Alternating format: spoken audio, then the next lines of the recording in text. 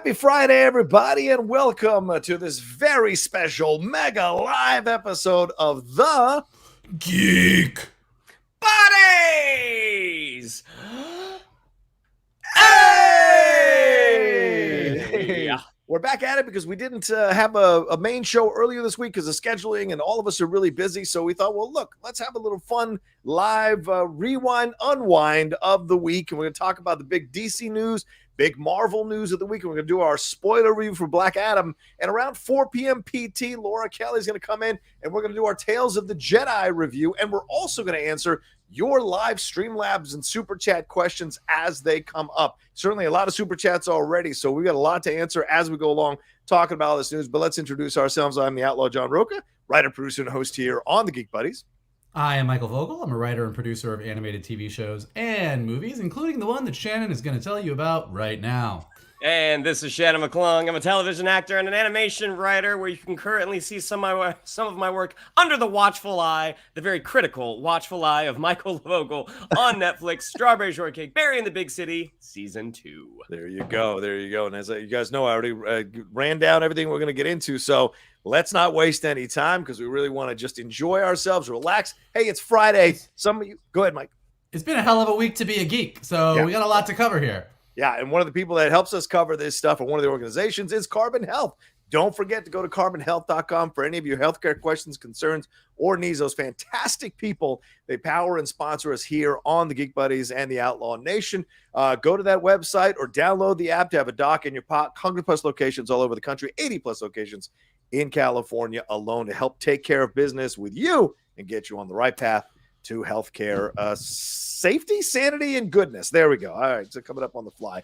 Let's get into some of these questions real quick before we start into the Marvel stuff. Send them in as we go along. You see the Streamlabs address. I'll pin. Oh, I got the wrong. I got anticipation of Laura there. This is the right one for now, but we've got the Streamlabs. She'll be here. Everybody in the chat, don't worry. She'll be here at 4. She just shows up for Star Wars. She's a very specific lady. She's got very specific demands. She does, you know. Got to put white lilies in the green room and some green M&Ms for sure. Jay Master says, Deadline follow-up today on the Vision series starring Paul Bettany in the works at Marvel for Disney Plus titled Vision Quest, that their sources tell Deadline, but they didn't give credit to the hot mic and Jeff Snyder. Yeah, I know, Jay, but I don't know how it works there at Deadline, so maybe they did have sources already. It was just that Jeff dropped the news because of his sources. Maybe they were holding out. So I'm not, I didn't feel too comfortable about it, but then again, hey, I'm still new at the whole breaking scoops thing, so I don't know what the drama is. I give the Outlaw all the credit. Oh, thank you. I appreciate that. I'm sure after 20 plus years of friendship, I've learned. I give you all the credit. God. J Master also says, someone asked James Gunn on Twitter telling him that, so you hate Marvel now? Gunn replied by Kevin Feige was the first to know after making the deal with DC, and it doesn't mean $1 less for Marvel or $1 more for DC. Yeah, we're going to get into it, but real quick, you don't want to have problems here between these two big conglomerates, but if they're fighting over you, it's got to feel nice to be the pretty girl at the prom a little bit for James Gunn, don't you think? He's a very pretty girl. Actually, I'd take that back. Guy. He would probably not be a very pretty girl, but he is a handsome gentleman. He's a handsome gentleman. The white has come in. It really works for silver fox. A silver fox. I do think. I had a conversation with a friend of mine who used to work at Marvel, and I think the big not the big secret, but on Twitter, everybody who's a Marvel fan and a DC fan love to just attack each other relentlessly. In real life, when superhero movies are doing good, they do good for everybody. Obviously, there's a healthy competition, and you want to have the top grossing movie, and you want to have the things that make money. But Marvel wants DC to be successful. DC wants Marvel to be successful. They both would like to be the most successful. But as far as talent going back and forth and people like that, I don't think that when Kevin Feige hears that someone's going to go do a DC movie, he flips the table. I think he's all right, well, let me know when your schedule opens up. It's hard to flip a table when you got that many billions on top of it, for sure. True. This Bill O'Brien says, Aldous Hodge is Alex Cross for Amazon. Perfect casting. Do you read Alex Cross novels? Did you like the Alex Cross movies? I'll go first on this. I used to read those novels religiously till James Patterson went crazy with them, and it became just ridiculous. It became a procedural you'll see on CBS, and so it didn't interest me. But initially, I loved the Alex Cross novels. I never had Morgan Freeman in mind. I certainly never had Tyler Perry in mind. Aldous Hodge is a nice choice. So I like this idea. Maybe a harder edge to it. And certainly Jack Ryan, whether you like it or not, it's been around for a few seasons. So that means a lot of people are watching that version with John Krasinski. So I trust Prime Video casting this correctly and delivering a damn good show. What do you guys think? Yeah, I've never read the novels. I saw both of the Morgan Freeman movies. Aldous Hodge is sort of like a younger guy getting in there. You know, I just went and saw a certain movie again. So I saw a little bit more Aldous Hodge. Wow. Again. I knew we were going to talk about it. A lot has happened since when we saw it. So I'm like, I need to refresh. Wait a minute. You did what? Not only that. Not only. I was going to go see the Banshees of Inisherin. Yes. Which I had my ticket, but I was like, well, if we're going to talk about Black Adam, I should watch it again. You know, look, we make choices in life. We do. We look back on those choices with a different perspective. But Aldous Hodge is fantastic. Yeah. Mike, any thoughts on this? I have no thoughts because I've not read the books, but I'm excited. I mean, his most recent performance aside, I think he's a great actor. So I actually am super into him playing whatever. Like, he's definitely someone who I'm like, yeah, you're great, you're awesome. I'm intrigued. Kind of to your point, I think Amazon is doing some really good stuff. So I think that they've kind of found their footing in the original programming streaming wars. And so when they have something big that they're really getting behind, I get excited about it. Yeah, fair. J Master again coming in saying Disney CEO Bob Chapek did an interview with the Wall Street Journal, teases more mature content coming to Disney Plus soon. For example, Marvel Zombies is converted to be TVMA. Will Hulu merge with Disney Plus down the line in 2024? Gentlemen. So interesting because Marvel Zombies is animated, and Bob Chapek also came out this week and said adults don't watch animation. So I think he's a little bit confused. That he did. I don't think they'll merge. I think they'll keep them separate. Now, I know when Disney Plus first started, like the whole idea of anything with just like the F word, that was not going to be the place for it. But since they have integrated all the Fox movies, it's like there's F words aplenty. Yeah. So I would what's the F word? Friendly. Bargain. This fucking guy. What's the one they used in Battlestar Galactica? It's that Frack. This fracking gay.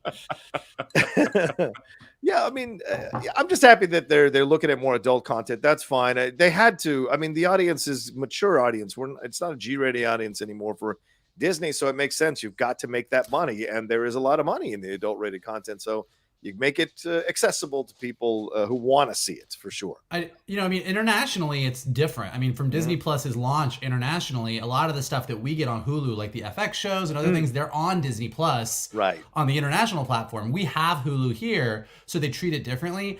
I think they won't merge them because I think that if they can figure out what does distinguish Hulu and keeps it separate and kind of brands it in its own way, then it's just more money for them. If they can convince us all that we need to continue to keep paying for Disney Plus and keep paying for Hulu, it's double the money for them. So they'll probably keep it. But to Shannon's point, I don't think the distinction is kids and family stuff, adult stuff anymore. Yeah, agreed. J Master, one last one here before we get into our show. A Deadline follows by reporting the series will focus on Paul Bettany's vision, trying to regain his memory and humanity after the events of WandaVision, and teasing Elizabeth Olsen could show up in the series. We certainly speculated that yesterday on the hot mic, Jay. So it's not anything new on our end for talking about it. It makes the most sense that, Wanda's been the one always chasing Vision. Well, this could be a different thing where Vision trying to find Wanda. And it makes sense when you put quest in the title. What are you questing for? Obviously getting back to Wanda. So it's no surprise there, but we'll get more into all that stuff as we get into the show. So Shannon or Mike, any quick thoughts on that before we jump into the show? I don't have quick thoughts, so I will save them. I do have quick thoughts, but we'll save it for when we're actually talking about it so we can lead into the Vogel smorgasbord of thoughts. Yeah, let's do that. Okay. You know what? Keep sending them in, your Streamlabs and SuperChats. I'll get to them as we have breaks in the show. We got to start the show. So thank you very much, J Master, for decorating our show and paving the way for everybody else, teaching them a lesson, showing an example. Hey, send in your Streamlabs and SuperChats. We will read them. We are live, so let's have some fun. Shannon, break it down, my man. What do we got to talk about here in the Marvel side of the universe? Well, we're going to start with trailers. It was what, maybe a week ago? It seems like it's been a month ago because we've had so much news come out in between now and then. But the first thing that Marvel dropped about a week ago was the first theatrical trailer for Ant-Man and the Wasp: Quantumania. So for those of you that were at D23 or were at Comic-Con, this is a different trailer. Yeah. This one definitely seems a little more fun, a little more light. We get a really, really great shot of Jonathan Majors as Kang. But it does give us, sort of the entryway into what the story is going to be. That they figure out a way to go back to the quantum realm, and Michelle Pfeiffer thinks that is not such a good idea. And then it is just hullabaloo quantum craziness. But gentlemen, what did you all think of the theatrical trailer for Ant-Man and the Wasp: Quantumania? Johnny? Oh, okay. I liked it. I thought it was great. And I thought it was really an interesting new step forward for the Ant-Man franchise, because those last two films have essentially been palate cleansers in between very dramatic films. So it was shocking that they're going to introduce fully the big baddie in the new phase here in phase 5 through the Ant-Man, through the normally comedic palate cleanser.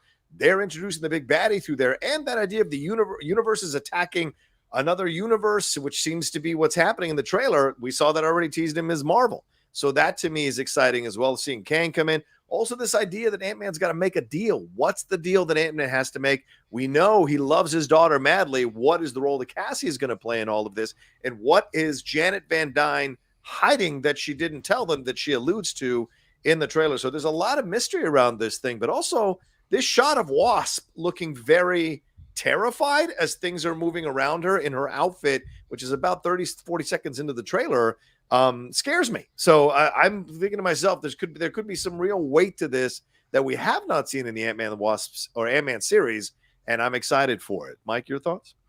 Yeah, I mean, I was super stoked since we saw the footage that we saw at Comic-Con. Right. I was like, oh my God, this is going to be big. And yeah, you are right. I do love, it's another great lesson on what Marvel does. To your point, if you looked at all of the Marvel movies that have come out, the Ant-Man movies are good. Like, they're solid. They do well at the box office, but they're not, the mega hitters of the Marvel universe. But just like the first two Thor movies are good, but not great, and then you come out with Ragnarok, I think they're really doubling down on this third movie and using it to just expand the entire universe, literally by going into the quantum realm. Yeah.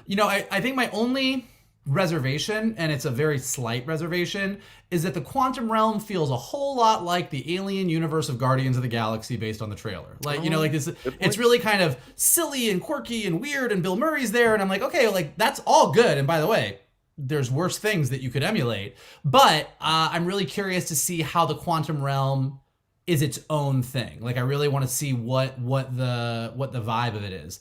All that being said, to your point, the fact that this is going to be our first real look, aside from Loki, season 1, the finale of this version of Kang, which I don't think is the same version that we see at the end of Loki. I think it's a different variant. But this is our first big step into this multiversal war that we are going to be diving into, and I think that's very, very exciting. Yeah, the Comic-Con trailer, at least, like, I don't recall seeing that shot of the blue masked Kang. No, like it wasn't there. We did see him at the end, and his back and forth with Scott was a bit more ominous, which was missing from this. Like, there's been a shot of from that Comic-Con trailer where Paul Rudd is looking pretty beat up, and I know that image leaked, and a lot of people were speculating, like, okay, Scott Lang's dead, they're gonna kill Paul Rudd. But there was also an exchange that the audience was so loud at Comic-Con, the majority of us missed what was actually said. But it was, I mean, like, it's kind of been confirmed, and it's what I thought it was, although it was hard to say, but that he's because Scott says, you don't want to mess with me, I'm an Avenger. Yeah. And then Kang says, I'm a conqueror. Yeah. Right. Yeah. So that is coming out. Do we have any more thoughts on Ant-Man and the Wasp? I know we're hitting the gas. Let's go. The more Michelle Pfeiffer, the better. Yeah. Well, also William Jackson Harper. It was announced today Yes. that he was going to be in Ant-Man and the Wasp: Quantumania in a non-unspecified role. I know Vogel has a preference as to what he would like that role to be. Well, look, Or rather, he wouldn't be mad at it. I'm not going to be like, here's the thing. I think 30,000 Geek Buddies ago when we were all talking about Fantastic Four casting, I said him and Kristen Bell from Good Place would be a great Reed and Sue Richards. I still think he would be a great Reed Richards. I also think that Kang the Conqueror, at least one variant of him, is a descendant of Reed Richards. So if we have Kang the Conqueror in this movie and all of a sudden he is showing up in this movie, I don't think it's a guarantee. And when it comes to the Fantastic Four, I think none of us have any idea what's going on in Kevin Feige's head. But I think him being in this movie is at least, it should at least give us a little bit of hope that we could possibly be looking at our MCU version of Reed Richards here.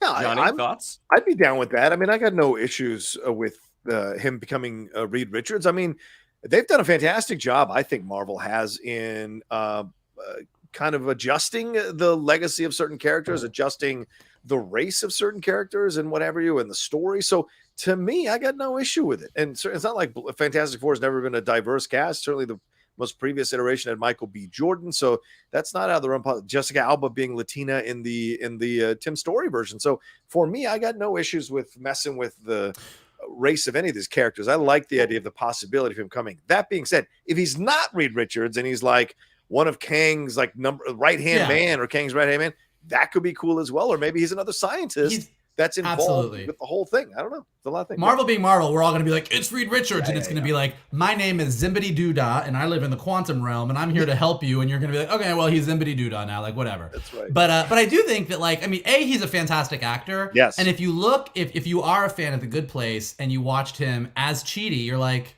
look, you can play a super, super smart guy. And Reed Richards is the smartest of the smart guys. So, So it's possible. Either way, we will find out February 17th, 2023, when Ant-Man and the Wasp: Quantumania hits theaters. So literally a day or two after that trailer hit, we got the trailer for the Guardians of the Galaxy. Wait, stop for a second, Shannon. This is a great suggestion. Could he be Iron Lad related to Kang as one of the variants? That could be super interesting. Great suggestion. Oh, I just got the chills all over my body. So so in the Young Avengers, in the Young Avengers, if anybody is interested, which you're all here listening to us, so you must be. But in the Young Avengers, Iron Lad is actually another Kang variant, and he and Cassie have a little bit of a romance, a little bit of a vibe with each other. So again, as much as Kang being in this movie could be like, oh, it's Reed Richards, that is an excellent point that we could be looking at our Iron Lad as well. So I think like a lot of options are on the table here. And Zip-de-doo-dah has been confirmed on the Geek Buddies. All right. Shannon, what's next? The Guardians of the Galaxy holiday trailer. This thing dropped. This looks like a delight. Star-Lord is sad because Gamora is gone. So the rest of the Guardians want to give him a great Christmas. And how do they do that? They come to Hollywood, introducing the greatest McGovern ever, Kevin Bacon. Gentlemen, what did we think of that trailer for the Guardians of the Galaxy holiday special? Mikey? I love a holiday special. Holiday specials are maybe one of the greatest things in the world. And this looks like an A+ holiday special. Like, it just looks so silly, but sweet. James Gunn does this really good thing, and this is why, we'll get to the DC news, but why I'm really, one of the reasons I'm excited about him doing what he does is he manages to do things that are very, very, very funny, but that also have an intensely huge amount of heart. Like, his stories are very emotional. So as much as you're laughing at the ridiculous kind of world that James Gunn creates, there's always like a significant amount of heart. It's why the end of Guardians of the Galaxy Volume 2 literally makes me burst into tears every time I watch it. So even though this is a super funny, goofy holiday special, we get to see all of the Guardians on Earth running around. It looks just goofy and ridiculous and silly. The heart of this whole thing is that Peter is really upset that Gamora's gone. And again, going back to Comic-Con, anyone who saw any of the Guardians Volume 3 footage at Comic-Con knows that the Peter Gamora stuff is a huge part of that as well. So even though this is kind of its own like really cute, adorable thing on Disney Plus, and it's going to be very Christmassy and silly and fun, I think that what's going to really make it work, I hope, is that it's also going to like really hit you in the feels as well. Mm-hmm. Yeah. I loved it. I loved watching it. It was a minute, 15 seconds. I was skeptical at first because I'm like, don't give me anything before I get to Guardians of the Galaxy 3. But this looks like a lot of fun. It won me over completely. It feels just like, and I said this in my trailer reaction, it felt like when you used to get those Christmas specials and when you were collecting Marvel comic books, and those stories had nothing to do with the main overall stories. They were a bit of a departure for you to have some fun with these characters, supervillains and superheroes working together sometimes in a situation that would never usually work together.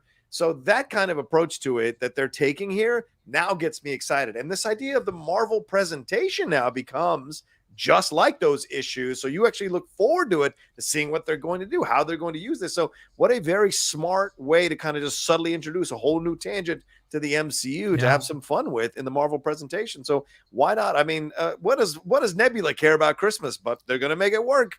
And getting Kevin Bacon is just perfect, considering Homie is stuck in the 80s since he's been kidnapped from Earth. So it just is perfect.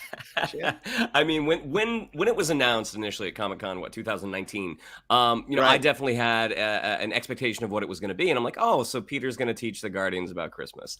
And so to watch what this actually is, I'm like, oh, this is such a better idea. Just the shot of Drax and Mantis walking down Hollywood Boulevard. I know, somebody on Twitter was like, the Guardians face their most challenging location yet. Hollywood and Highland. That's true. That's true, actually. I also think we get, based on what we saw in the Guardians Volume 3 footage, this is going to be most people's first look at the new Groot. Yeah. We've gone from original Groot in the first Guardians movie to baby Groot to surly teenage Groot, but now we sort of have ripped Groot, like Jack Groot. He's sort of like, John is next. Can you hear the helicopter next to a military airport? Apparently. Yeah. What the fuck, San Diego? Hello. Oh, and Cosmo. Yes, which is great to see. Thank you all in the game in the chat. Yeah, the Cosmo who is also going to be in Guardians Volume 3. With the footage that we saw, this is going to be the first time we see him as part of the Guardians team as well. Mm-hmm. Swole Groot. Yes, Swole Groot. There you go. I think, do you guys remember when Vin Diesel was giving an interview about something, and it was not in promotion of Marvel, but he was saying, it's going to be Alpha Groot. Do you remember this at all? I don't remember that. Like, it kind of vanished, so I don't know if that was actually something, or if he was just kind of talking out of both sides of his mouth. But it's like, looking at what Groot looks like, I'm like, he's not wrong. I mean, maybe Vin Diesel, again, loose lips. I mean, who would know better than Vin Diesel, the first man, according to scientists here, that he is Adam. Who else but him would know better about these things? Anyway. Well, the Guardians of the Galaxy holiday special drops on Disney Plus on November 25th. Now, we have more Marvel news, but I think it's only appropriate that one of the guys who helped break it is the one who presents it. Okay, well, let's put it on the table right now. This is all credit to Jeff Snyder, who broke these scoops, and he's been so great at building our Hot Mic show over the last few weeks here on the Outlaw Nation channel with his scoops, and he had a couple of really big ones yesterday. Gentlemen, your thoughts on this? One, Doctor Doom is not going to be the main villain in the Fantastic Four movie, but will possibly be introduced in a post-credit scene in that movie, which some people felt like was a bit of a giveaway because some people were thinking it would be the end of Black Panther 2, the Wakanda Forever film. It would have it there, but maybe it's not there. I don't know. I haven't seen it. And the other part of this is what is happening with, oh my God, it just went out of my mind. Oh, Vision, the Vision Quest show that is going on that Disney Plus has now requisitioned a writer's room for to start coming up with ideas. And what Jeff said on the show is this is about Vision going on this quest to reconnect with Wanda and Scarlet Witch, and that apparently the West Coast Avengers are involved because there was a series from John Byrne that was called Vision Quest, and the Great Lakes Avengers might be involved, which we've already had the leader introduced in She-Hulk in Immortal Man. So a lot of stuff here. So, gentlemen, your thoughts on these two scoops from Jeff? I mean, the Doctor Doom thing, I know that there was a lot of chatter that he was going to show up in the Black Panther post-credit sequence, and then there were rumors that they shot it, but they got rid of it. And so who knows what's going to happen there. But, I mean, the idea that Fantastic Four starts Phase 6, correct? Yes. And then Secret Wars ends it. So the fact that, I mean, depending like how closely they follow the comics, I mean, they're going to do their own thing, but it's like that seems like a short turnaround to introduce Doom. But again, I mean, they are going to do their own thing. In terms of the Vision Quest show, I think that's a really, really great idea. Yeah. You know, I think we got to have so much fun with Paul Bettany in WandaVision, and getting to see him play, at least in the finale, you know, White Vision, who is has a much more harder edge than the Vision we've come to grow and love. The whole thing of him sort of like questing, whether he's questing for Wanda or questing to get back to who was I prior to this. I think it's fascinating, and the whole idea that the West Coast Avengers could be involved, that opens the door to several characters. Possibly, I mean, that could be your introduction to Wonder Man. I mean, there's so much stuff on the table. So whenever they announce whatever they're going to be doing for Phase 6, it'll be interesting to see if that is in the lineup. Yeah, and you know, Jeremy Renner said that he would love to come back as Hawkeye to lead the West Coast Avengers, so that could be in the mix too. What do you think of these stories? I think the Vision thing is great. I saw some people on Twitter complaining that they're like, why are we doing this Vision story? Why don't we get this character or that character or that character? And I think this shows where Marvel's really smart. Like, you know, in the MCU, there's certain characters that, look, if you're a comic book nerd and Marvel has like a pretty deep bench and there's a bunch of people we want to see, but some of these characters in the MCU, particularly when you have amazing actors and actresses who are playing them, really take on a life of their own. And I think to Shannon's point, Paul Bettany has really just from the moment we heard his voice as Jarvis in Iron Man, but really when he showed up in Age of Ultron as Vision, has just nailed this character. Mm-hmm. And I think Infinity War and WandaVision just really solidified that we love Vision in the MCU. Yeah. So I think really continuing his story and continuing Wanda's story that's just printing money for Marvel. Like, we love the Scarlet Witch, we love Vision. They can be in love with each other, out of love with each other, awkward around each other for the next 10 years, and we will all eat that shit up. Yeah, I also think if you do, you know, based on what you guys were talking about, if they are going to use Vision's quest to kind of find himself and figure out what his life is, to introduce other versions of the Avengers that are popping up around the country, I think that leans right into what they're planning with Secret Wars. I mean, I think the more that you have different teams, I mean, She-Hulk has established that we live in a world now where there are lots of people with superpowers popping up all over the place, and that it's a problem. We now have to have legal representation for superheroes. We know that the Department of Damage Control, thanks to Ms. Marvel and She-Hulk, is running around trying to maintain control over all these people. And we also know that there's no Avengers right now. Yeah. So we know that the Thunderbolts are coming down. The government is going to be like, well, we need to do this, but there's no reason that a bunch of superheroes or superpowered individuals in LA or Canada or anywhere can't get together and be like, well, we'll call ourselves the Avengers. So I think if they sort of establish that and we start to see these other things pop up, you know, Secret Wars kind of lives and dies over Doctor Doom in the comics. Maybe it's Kang, maybe it is Doom, maybe it's someone new, it's Zibbity Doodah, but whoever it is that sort of recreates reality in Secret Wars needs to have a bunch of different factions, because that's kind of what both the original version of Secret Wars and the new version was. So the more individual factions that we have, the better. Yeah, fair. Midwestern Avengers. Alpha Flight. Oh, if they got out, I mean, I would go insane if they started like presenting Alpha. If I saw Puck, oh, good night, man. Anyway, what more we got on the Marvel side of things? Shannon, anything else? I think that was it. Okay. I've got one to throw at you guys. This dropped on Collider yesterday. Apparently there was a thing that was set up online that kind of maybe insinuated that Emilia Clarke is going to be playing Abigail Brand in a Secret Invasion. And as we know, Abigail Brand is the leader of S.W.O.R.D. and Sword was introduced into WandaVision already. So would you? And then they took it down. Whatever it was, they took it down. I think it was on. It was Tenor, the GIF aggregator, may have accidentally revealed the name of Clark's character. A Secret Invasion, a Marvel Secret Invasion, was created on the site, an official account for it, and they put it up, and it said it's the beginning of Abigail Brand. So, are we excited that she might be playing Abigail Brand?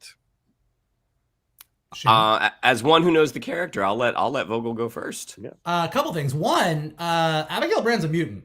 And I don't know how you do Abigail Brand not a mutant. So we are but thanks to Miss Marvel and their little music sting, we know that we're getting in there. We also know, if the rumors are true, one of the reasons that Marvel's waiting to do X-Men movies till 2025 is because Fox had a lot of those pre-existing deals with people that they had already cast, and they want to let that run out. Abigail Brand is not one of those people.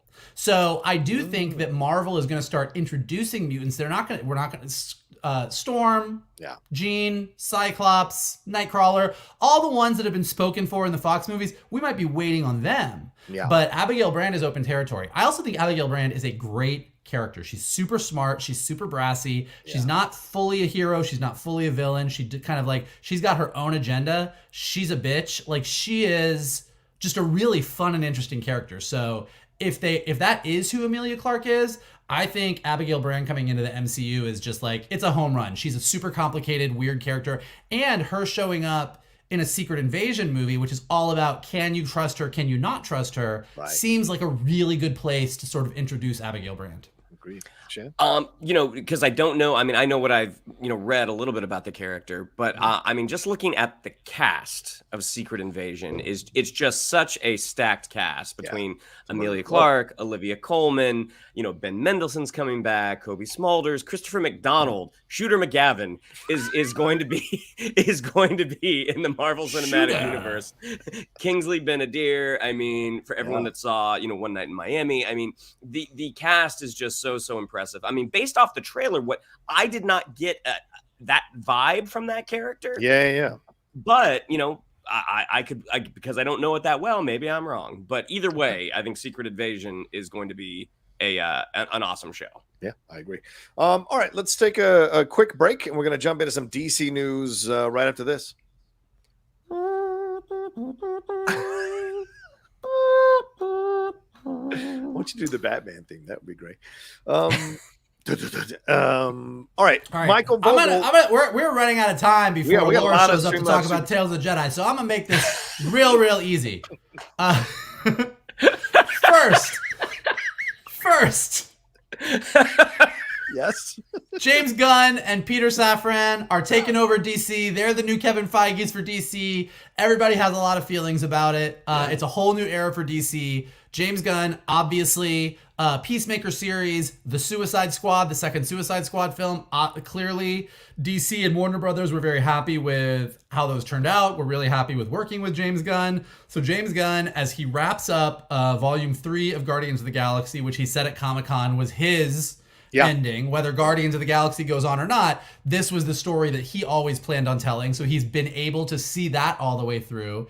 Is now jumping over to DC, and he said when he was asked about it that he just wants to do creative things and not be bored. And given the mess that DC is in, he certainly will not be bored. And as far as the pieces that he gets to play with as he is reassembling the DC universe, one of those pieces is a Henry Cavill-sized piece, because Henry Cavill came out and said that the post-credit sequence in Black Adam was not a one-off, and that he is back as the Caped Crusader, and that Superman is back in the DC universe. So we had talked about this a few weeks ago when we talked about the post-credit sequence, and we talked about Henry Cavill in general. It seems that whatever's going to happen with Batman, Batfleck, Michael Keaton, whatever, as far as Supes goes, it's still Henry Cavill. So that's, those are the two big pieces of DC news. A lot of conjecture, a lot of opinions, but DC has picked a direction. We'll see what they do with it, but this is now the direction they are going in. Gentlemen, are we excited about James Gunn? Is he up to the task? What do we think about a James Gunn DC universe? What are we thinking? Joshua? I'm really interested, because it's not just James Gunn. It's also Peter Saffran, who's a very, very successful producer. I mean, I look at James Gunn's movies, and to me, the movie that he really knocked it out of the park with was the first Guardians of the Galaxy. I don't think he has topped that movie yet. And the thing about that movie is that train had already left the station when James Gunn hopped on. So he had, that script, like he came in and he kind of put his spin on it. But they had an idea of what they were going to do. So like, I like Guardians too, but it's kind of Guardians of the monologue as well.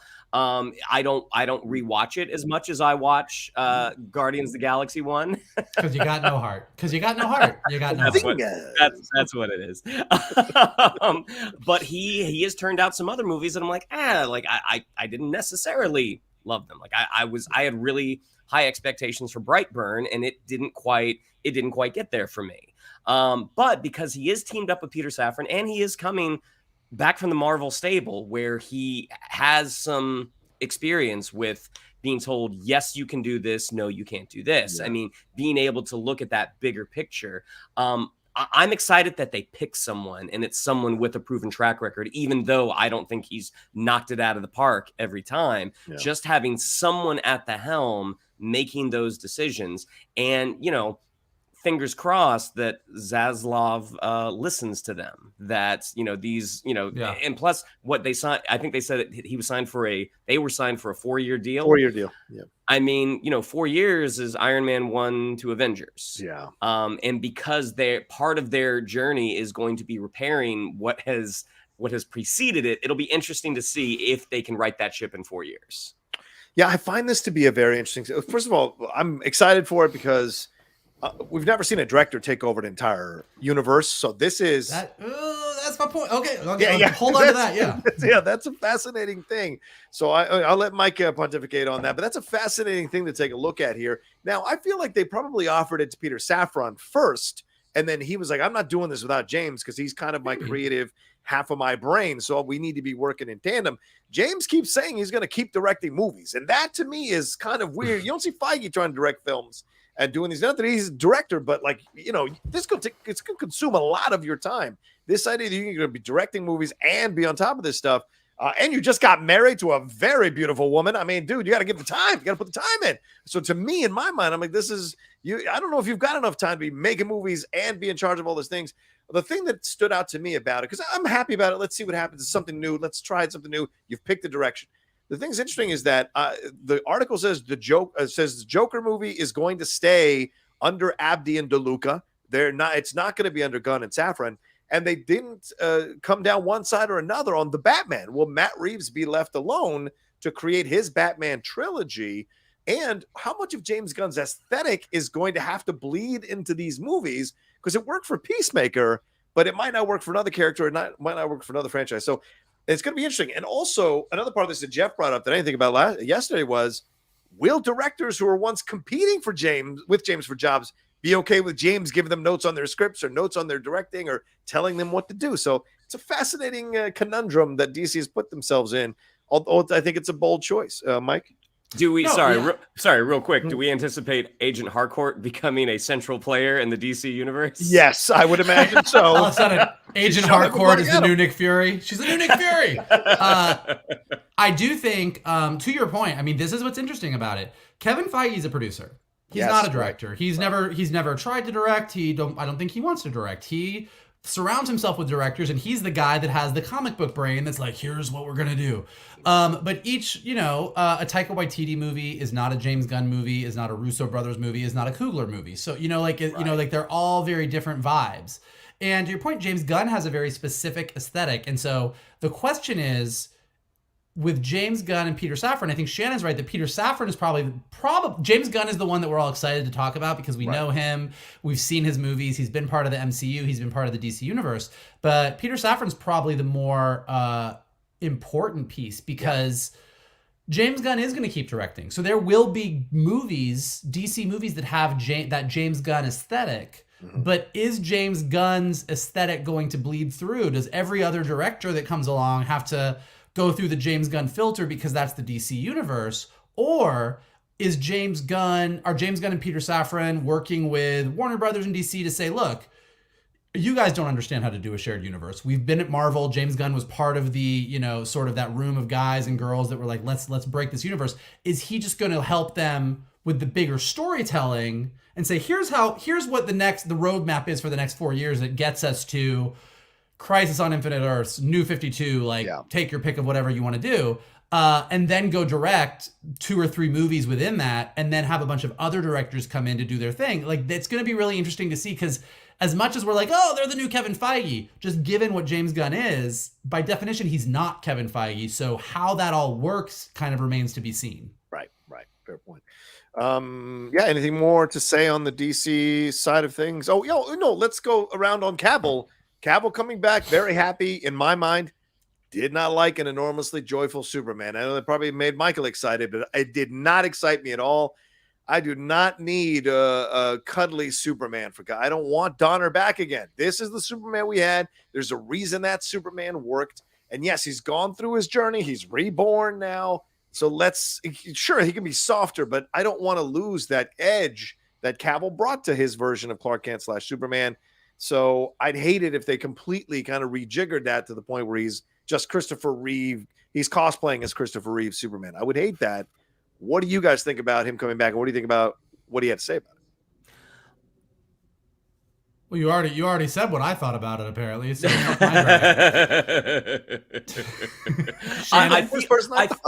I feel like the comparison to Christopher Reeve is probably a little off, just because I feel like as an audience, we've gone past that kind of bumbling Clark Kent. That's kind of my feeling. That's true. So I don't think that's suddenly what he's going to become, is Henry Cavill, dropping stacks of papers everywhere he goes. My personal hope is that we get something pretty closely to the animated Justice League. Like, that's the Superman that I think does have that Cavill edge that you're talking about, John. Yeah. But he does have that sort of eternal optimism. I mean, you think about some of the fights that he had in that series, like when he was going up against Darkseid, where he's like, the thing about what I can do is I always have to hold back. I don't have to hold back with you. Right. So, but you figure however many episodes they did, almost 100, I think. That was one moment in that series. Right. He didn't get there a whole lot. So I think that's probably where, at least that's my hope. That's where Cavill's going to land, is somewhere closer to that. Michael, thoughts on this? And who do you think should direct it? Should it be Gunn? I've heard rumors of McQuarrie once he's done with Mission Impossible. I like that. 7 and 8. I don't know. I mean, I don't know. But what I do think, just really quick, I think I said this when we've talked about what DC should do with their DC universe. As much as I love Donner's Superman and I love Christopher Reeve, I don't think, and I think this is where Warner Brothers and DC constantly mess up, is all they do is react. Like, oh, people didn't like the dark Superman that Snyder did. Let's literally just change him drastically for no reason and try and give them what they want. Like, whether I like Man of Steel or Batman versus Superman or Justice League or not, and I kind of don't, if you're building a universe, those movies exist. That's canon. That is where he was and where he came from. So even if you want to sort of course correct, you actually need to do it within the confines of the story that you're telling. So that kind of edgier Superman that John likes so much, like, that's where he was.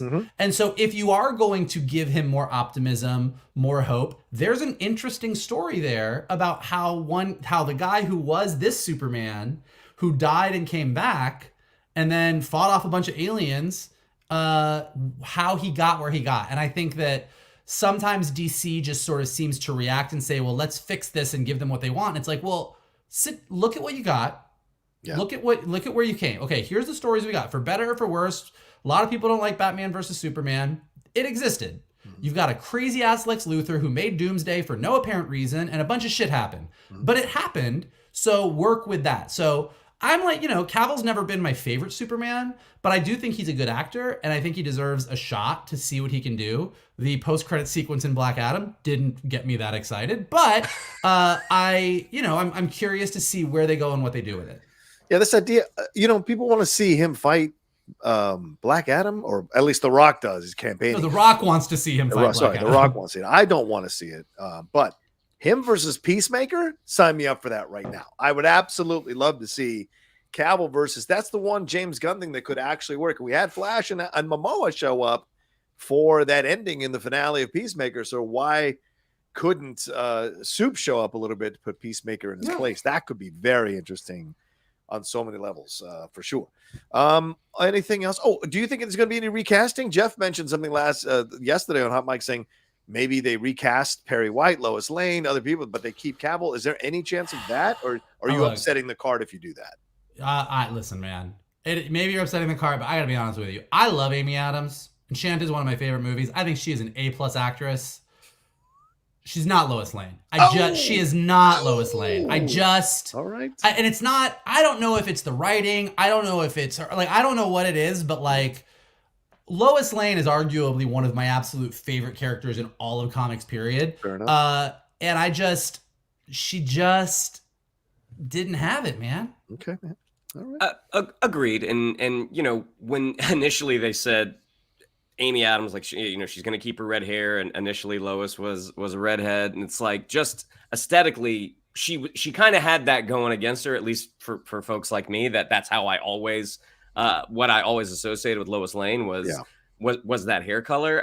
But I just don't think she and Cavill have great chemistry. I don't get that. I don't believe that they love each other. And I do think whatever happens in The Flash, if it is one big giant reset, that could be the opportunity to get another performer.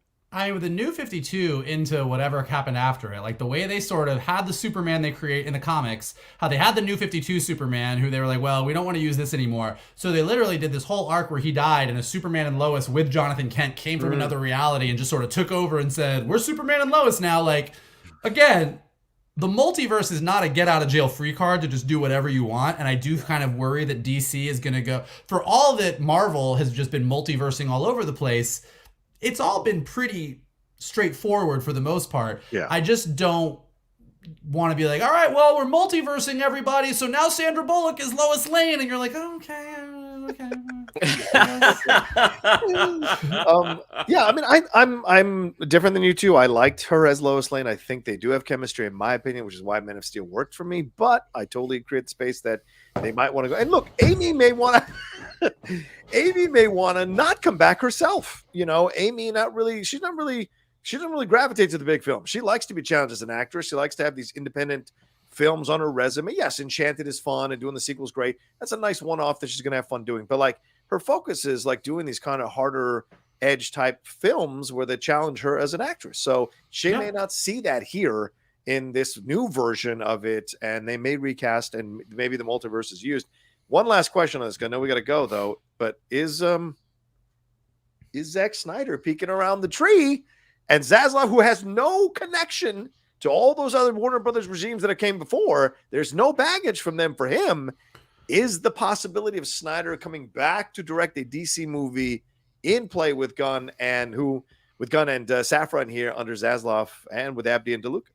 Real quick, what do you guys think? First of all in the game, no, that bathtub scene did not convince me of their chemistry. If anything, that bathtub scene made me go, I have been in bathtubs with people, and that is not how that goes. Oh my.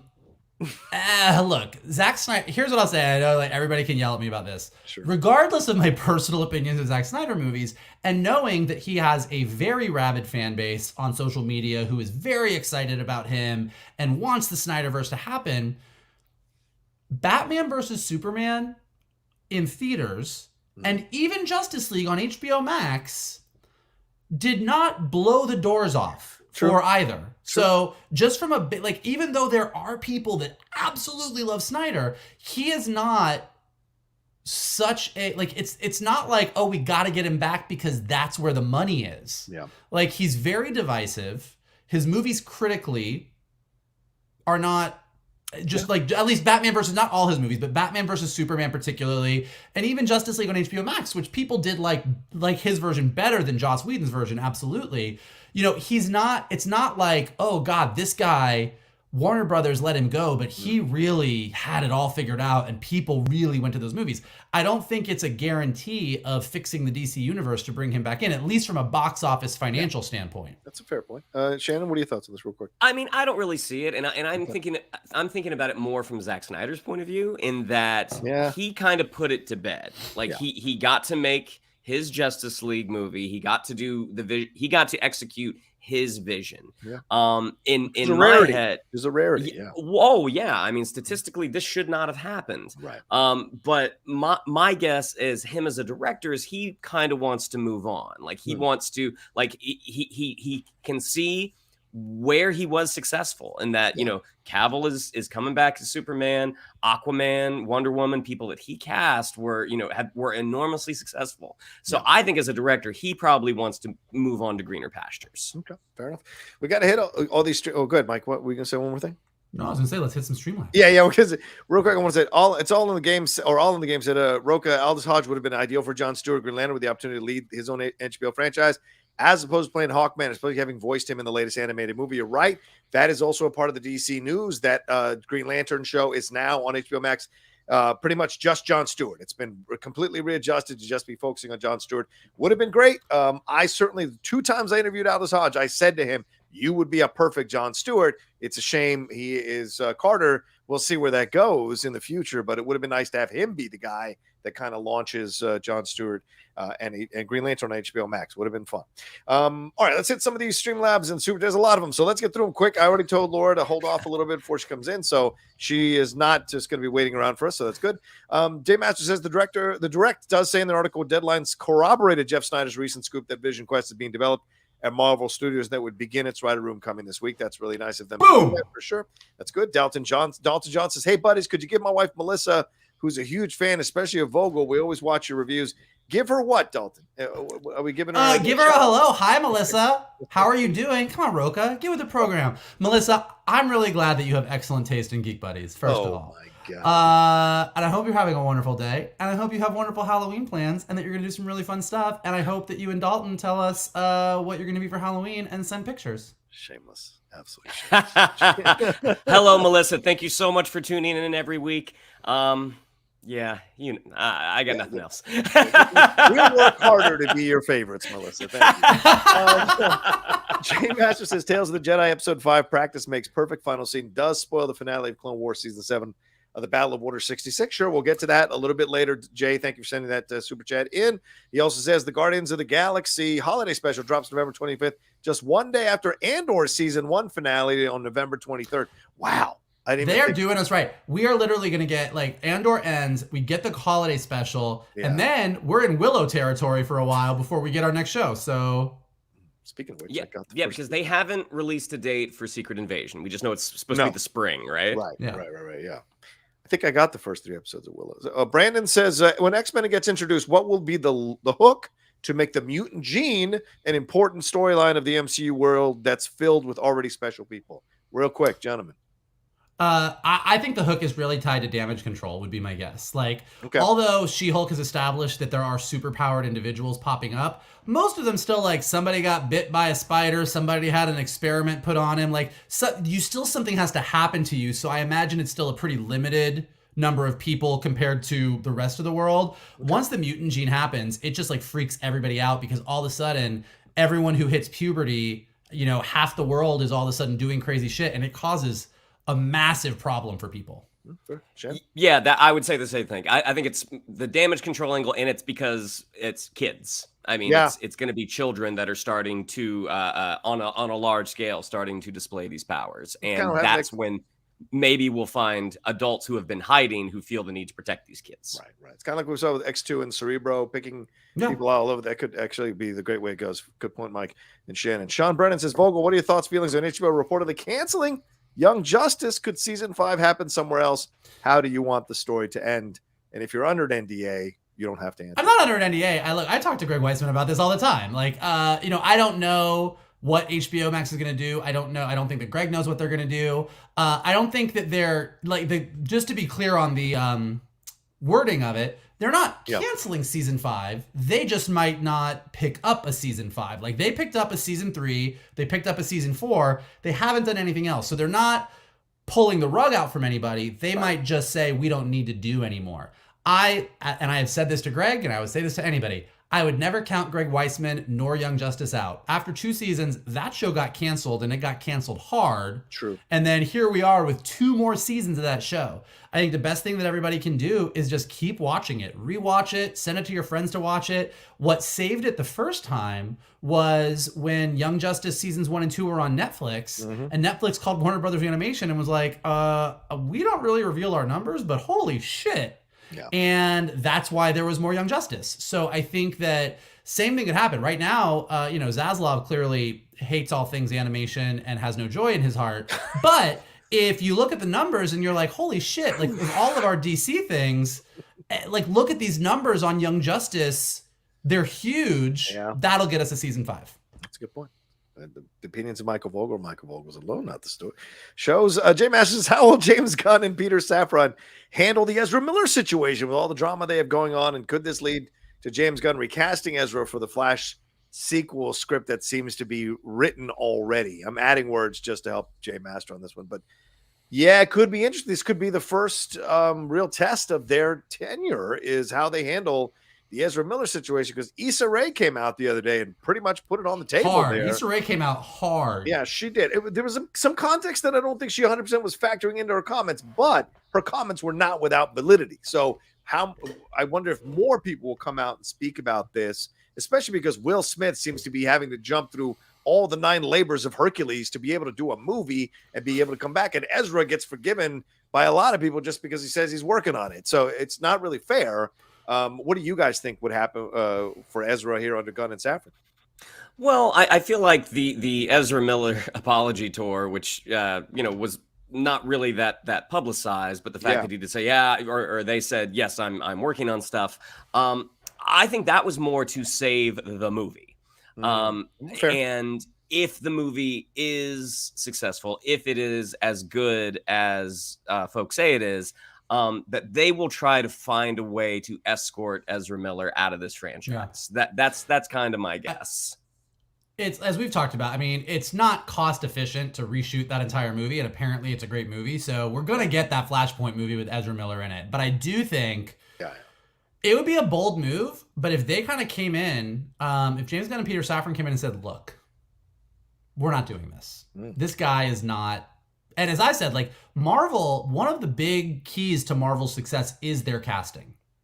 They don't have these kind of problems over in the MCU. You have like, a couple things here and there, but it's not to this level. And so if they came in and said, and I think that most of us agree, like even though we all hate recasting, it's great to have a character and you get to see that character go all the way through. If we all went to go see Flashpoint and said, holy shit, DC did it, that's a fucking great movie. And then they announced that they were doing a sequel to Flashpoint and they were going to cast whoever, somebody. Not Grant Gustin, somebody else, but they were going to cast somebody as the Flash. I think most of us would be like, yeah, that's right. Yeah, that's right. We'll accept that one. We think that's right.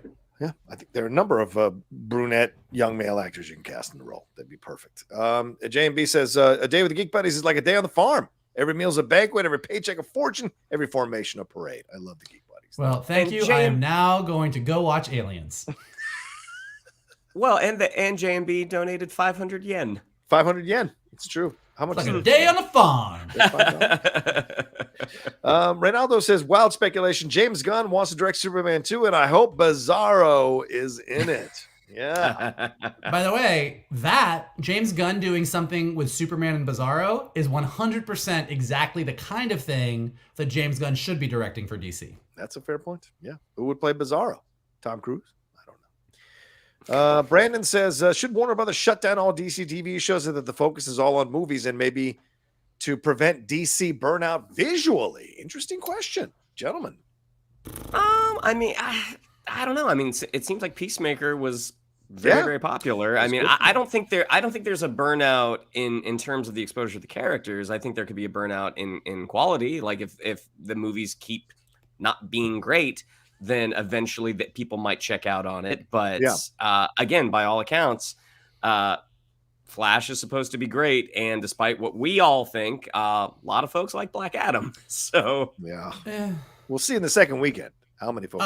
That's fair. That's fair. Shannon just gave and I wonder, and I don't know what Brandon is talking about specifically, but I do wonder if Like, there is the issue of like the CW DC shows, like Peacemaker and the upcoming Penguin series are, even though Penguin is part of one universe and Peacemaker is part of another universe, are both part of the cinematic universes. I think the big question is, and look, all credit to those CW superhero shows, because that was all we had for a long time as superhero fans. But now that Marvel has upped the ante and we're getting Guardians of the Galaxy holiday specials and, you know, every TV show is tying into every movie, I do think that maybe the era of having your TV universe as its own little pocket on TV budgets not being a part of a bigger universe might be something that DC should consider moving away from. Yeah, fair point.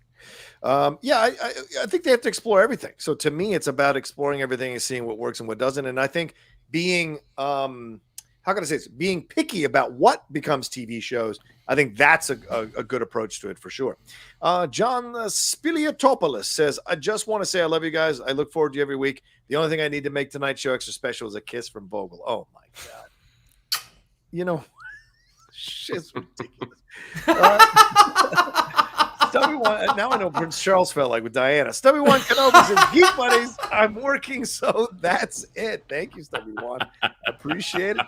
Tariq Dingle says, just tuning in, quick thoughts on Black Adam. It deeply feels like a film stuck in the time it was originally announced in. Earlier, even a dud. Much love and respect to you all, and we will be getting to that review for sure. So please, a quick 10-minute review of Black Adam coming up right after this. And Laura says she's fine to hold out till 4:30 because we've got some Streamlabs to get to as well. So let's get to those now, real quick, and we'll get into our Black Adam stuff. Travis Earl sent us just a little bit of donation. Thank you, Travis. Very kind of you. I am Two Fly Cam says, hello, all. Love the Geek Buddies. It seems Jeff was right about Cavill having no draw as Superman. Black Adam is underperforming substantially from expectations. I'm not sure it will make $500 million worldwide. What do you think, buddies? Let's put a pin in that to get through our review, and then we'll address the box office. I am Two Fly Cam. Ricardo Q says, hi, John. Yesterday you pointed at the Donner fans as being the ones wanting the Soups change. I personally think Soup should be a beacon of hope, and it has nothing to do with the Donner movie. I also loved Man of Steel, but we have to admit it was not a runaway hit. Well, something being a runaway hit doesn't mean you shouldn't still go down that path. Need I show you the first 2 seasons of Seinfeld, the ratings that were going on there? You know, it just takes a little bit of time. I think they course corrected way too stupidly with Batman v Superman that really screwed the journey that Cavill was going to be on, in my opinion. That being said, I totally understand. I totally hear you. It is about hope. That's what Superman represents. Superman is who we are, or who we want to be. Batman is who we are. And so you want Superman to be the best of us.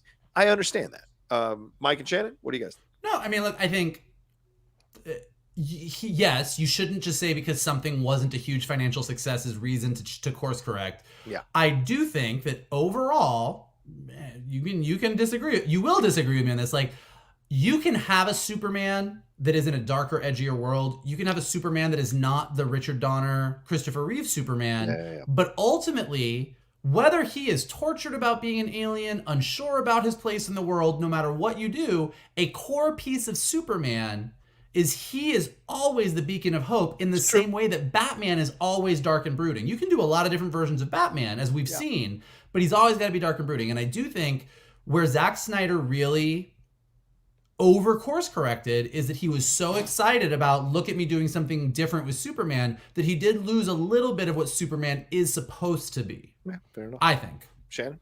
Yeah, I think they probably pulled the ripcord too early on doing just a straight Man of Steel sequel, because, you know, where we leave Clark at the end of that movie is a different place than where he starts. I feel like he is a bit more optimistic, and then doing what he does in BVS, I felt like a step back in terms of his character.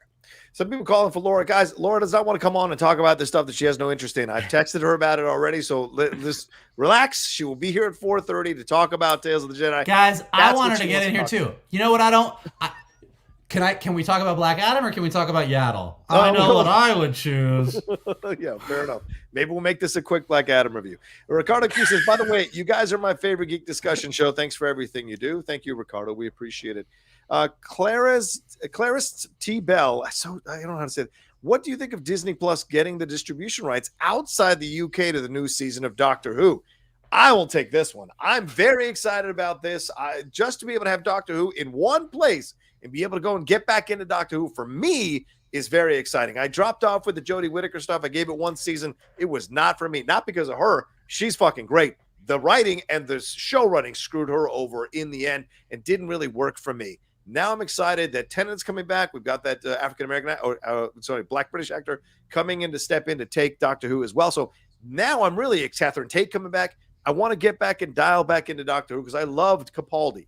So I'm down to see what we're going to do now and to have it all here so I can reference stuff that the episodes might be going back in history to mention all in one place. I think is a great thing. Gentlemen, any thoughts on Doctor Who being on Disney Plus?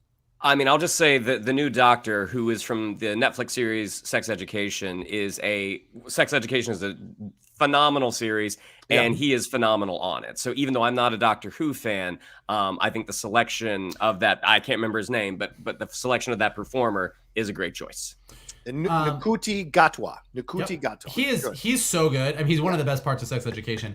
I am sort of I like to dip my toe. Like, Doctor Who is one of those geek blind spots that I have. I've never really just gotten all the way into it.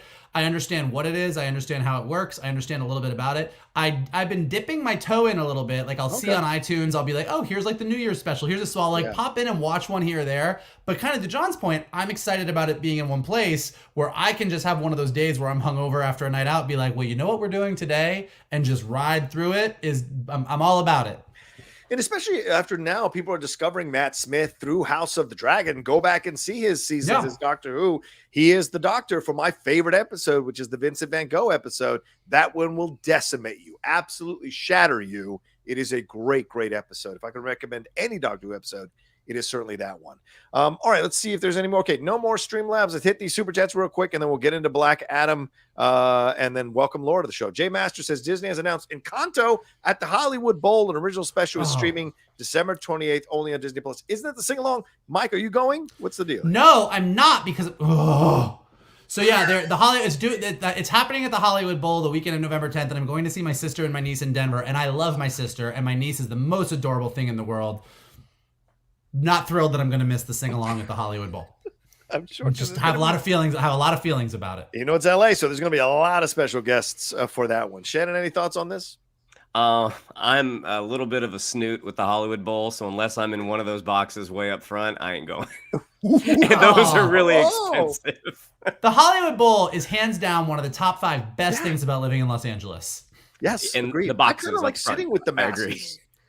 I agree. I like both. Yeah. I love the fancy seats. I'm all about the we all know me. I'm all about the fancy seats. But at the Hollywood Bowl, like, if you go at the last minute and you get those cheap seats all the way back, get yourself a bucket of chicken at KFC and a bottle of wine at like Trader Joe's, like, I'm in. Let's do it. I'm in. I don't know what cheap seats you're talking about. I mean, Paul McCartney was $120 for me, and I was almost near the back. It was great, though. We sang every song. One of my favorite experiences at the Hollywood Bowl. Ronaldo McQuiston says, bring Laura in early, you cowards. Listen, we'll bring her in. She doesn't want to talk about this. Not this nonsense. Like, I asked her if she saw Black Adam, and she said, ooh, no, LOL. And she said, not like this. No, not like this. Not like this. Jay Master says, have you guys heard the big news? Elton John live farewell from Dodger Stadium. The original concert event is streaming live on November 20th on Disney Plus. Jay Master got all the excited. Disney Plus. I'm in. Yeah. I think I might do a watch along of this on Twitch. I am very, very excited to see this. I love Elton John to pieces. It feels like he's been doing his final concert tour for about 20 years. So I'm excited to see this once and for all. And especially at Dodger Stadium, which was one of the most legendary concerts that he did, I think in the 1970s or 1980s, when he had that bejeweled or whatever it is, whatever they call that there, with his entire Dodgers outfit completely in jewels. It's incredible. Bedazzled. That's it. Bedazzled. Whatever the kids are doing on their license plates nowadays. John Spiliotopoulos said, Rocha, great job on my last name. You got it correct. Oh, and Mike, please call me later. LOL. Oh, my God. Oh, my. All right. Well, let's do a quick 15 minutes dive into Black Adam. Do you want to take a break? Oh, yeah. Let's take a break real quick, and then we'll jump into Black Adam right after this.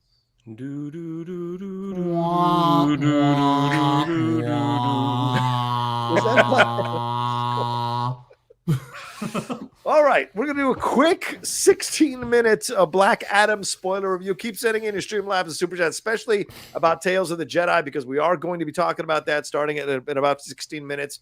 Laura will be coming in to join us, and we'll go a little bit over 5, so just letting you know. But yeah, we will get into that for sure, so keep sending in your support for the show. Gentlemen, so Dwayne Johnson has talked about that this was years in coming. The film happened. He is Black Adam. It's connected to his son. His son gave him his powers. Superman shows up. At the end, the Justice Society of America is involved. Some half-baked attempt at trying to make a commentary about the corporate colonization of a country is involved in this. So overall, gentlemen, please take it away. We have 15 minutes. Let's go. Go for it, Mikey. Yeah, Mike. Scott said, God, let me get the defibrillator. Yeah, this is not a good movie. Yeah. It's like if you enjoyed the movie, I'm thrilled. Yeah. It's not a good movie. I will say, I'll start with some things. I actually think that The Rock does a better job than I thought he was going to do. I think The Rock's portrayal of Black Adam is not the problem this movie has. I think the tone that they chose for him, the type of comedy that they have of him just not really understanding the world of superheroes. Like, I think there was a lot of good stuff there. Like, I think that was interesting.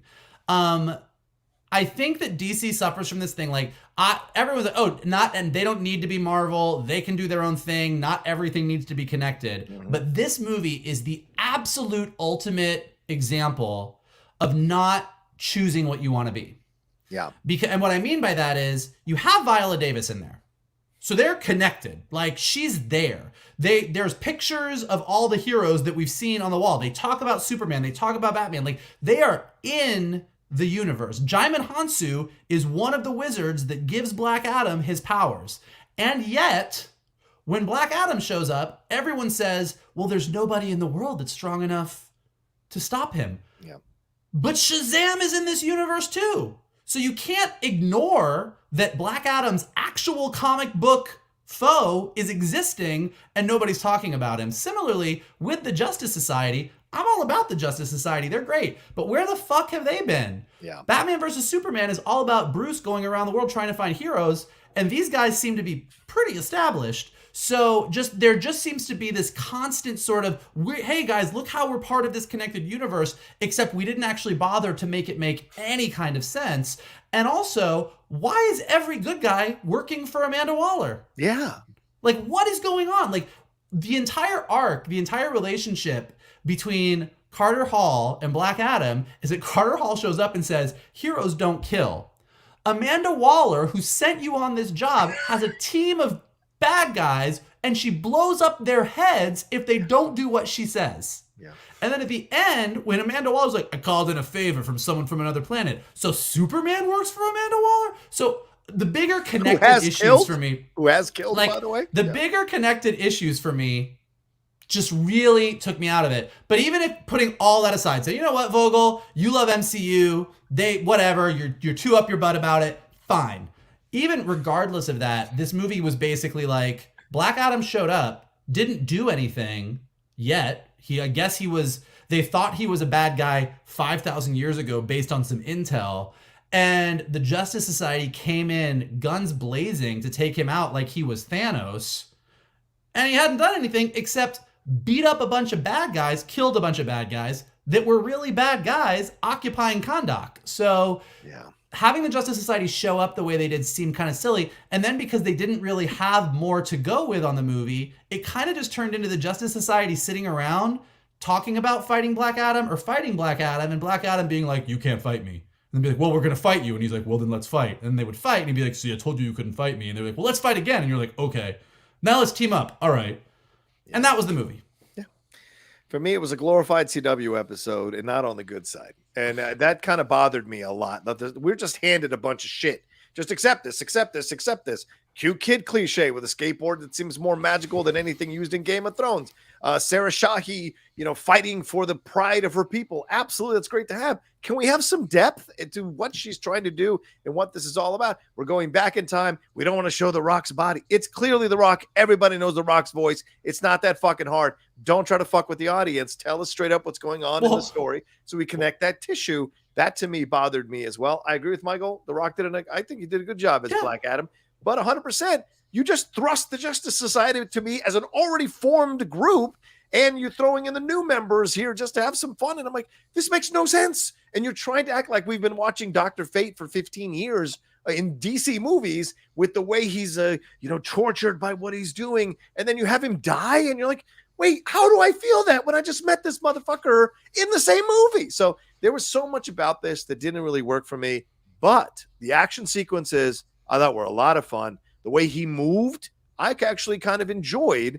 And I did dig a lot of the tech and the overall look of some of the inside, the carrier jet, whatever that is.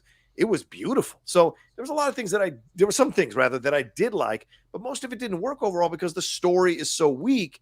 It was and I can't believe you spend years on this. And this is the story that you came up with, this half-baked attempt to try to talk about the colonization of a country. And it's just like, no, come on. There's something deeper that could have been here. So, Shannon? I mean, you've seen it twice, Shannon. So how do you feel about please, it? Shannon. Take us away. Well, okay. I saw it twice. I'm like, I went on a vacation after that. I completely...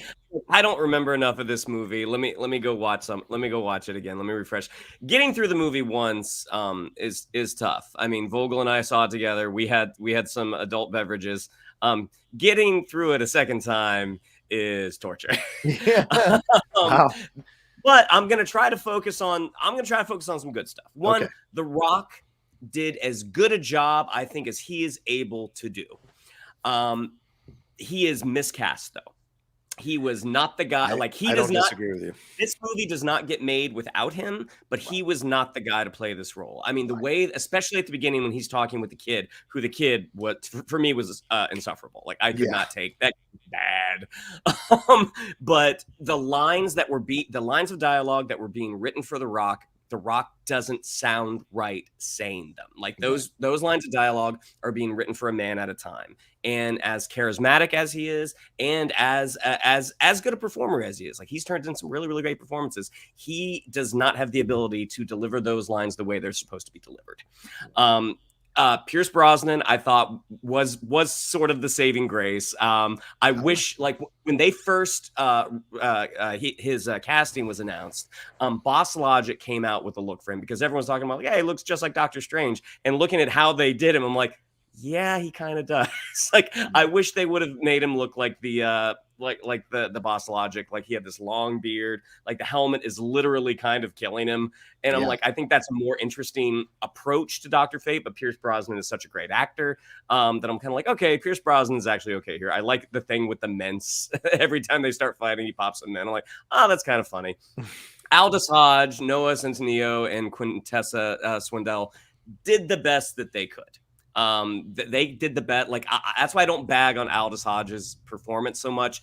They gave him some of the most difficult lines to deliver. Like he does have some really nice moments. I mean, even though it didn't really make sense that he would kind of be at the beck and call of Amanda Waller, I do think like that scene with him and Viola Davis, I'm like, that's an interesting scene for a movie that we're not going to get to see. Right. If we had some context to that, we would have really enjoyed that scene. Yeah. Yeah. I mean, I thought Sarah Shahi, again, she was doing the best with what she could do. The guy who played her brother, Muhammad Amir, who's a comedian, I believe. Yeah. I really like that guy. I'm like, he's really funny. He's delivering these lines the right way. Like he knows that he's straddling that line between cheesy and kind of real world. Like I thought he did a really, really nice job. Marwan Kanzari, I think his name is, the guy Jafar from the Aladdin movie. Again, like he was doing as good a job as could be done. The needle drops drove me crazy. The slow-mo action, like Cyclone's action, the first time we see it, I'm like, that's awesome. Then we see it every single. I'm like, you're making this movie so long with all of this slow-mo. Ultimately, as I was walking out, there were people being like, man, that was great. And it's like, hey, look, to me, this movie is like Stephen Sommers' The Mummy. Like, I do not like that movie. Some people think like that is just dumb fun. And that's how I see this. Michael, you want to keep trying to jump in. Go ahead, brother. Well, first of all, everyone in the chat who's saying that the Justice Society was Airbnb-ing the X Mansion and Airbnb-ing the X Jet, I love all of you because that is some funny. When that floor opened up and that jet came out, I was like, bitch, I saw that in 2000. Like, what are you doing right now? It's true. Yeah. It was bananas. But just to like be really clear about this whole, like, I don't think they needed to change the whole movie. If you changed like some minor things, like if Black Adam had come out in Kahndaq and just laid waste to Intergang, like been like, I'm cleaning this the fuck up, and had just destroyed everybody. Yeah. And then Amanda Waller called the Justice Society, forget why they exist and we've never seen them before, I'll put that aside. And Hawkman was like, I don't work for you, Waller. You're a bad person. And she was like, well, this is a more bad person. Are you going, like, there's ways that you could have taken exactly what they did and just upped the stakes and upped the ante. And I just feel like everything that happened was kind of like, oh, I guess we're just doing this because this is what we need to do. And to John's point, that's why you had all these sort of this sort of attempted commentary about sort of colonialism and what does it mean to be a hero, and all of these heroes that are the American heroes have never shown up in Kahndaq before, and Black Adam is there for them. Like, there was a lot of ideas in this movie that were like, those are good ideas. Yep. Like, there's an intention that you went into in this movie that had you really doubled down on some of those things, this would have been really interesting. But it's sort of like a writer's dilemma is that, and Shannon knows this because I give him these kind of notes all the time, like, sometimes when you're a writer, you want to make it easy on yourself because, I need to get them from here to here to here, and you do it. But when you make it too easy on yourself, it's not that interesting. You actually need to really challenge yourself. You need to put your characters into positions where you can't get them out of it, and you don't know, like put everybody in a position where you have, as a writer, you're like, I don't know how they're going to get the fuck out of this. And then you figure out how to get them out of it. Yeah. And that's a more interesting story. And I feel like they didn't push it as far as they could have. Michael, you make excellent points. I didn't even think about fixing it the way you're presenting. And just right now, as you were talking, I'm like, that's a better movie. That's absolutely, because we can even see the time. That's why you should check out Strawberry Shortcake on Netflix, John Rocha. That's true. the way you could have spent that whole first half of the movie with Black Adam coming into his power, just going after and destroying all those people, as the Justice Society is coming together at the same time. You could have juxtaposed that. So by the time they're together, they're now ready to go take on Black Adam because he's gotten out of control. And then you've got the last hour of the movie being all of the back and forth and the changes in the arc that happens between. That's actually a fucking great point. It's amazing how simple tweaks can save a movie if you understand how to put it. Is why I think Michael should be working for James Gunn. Shannon?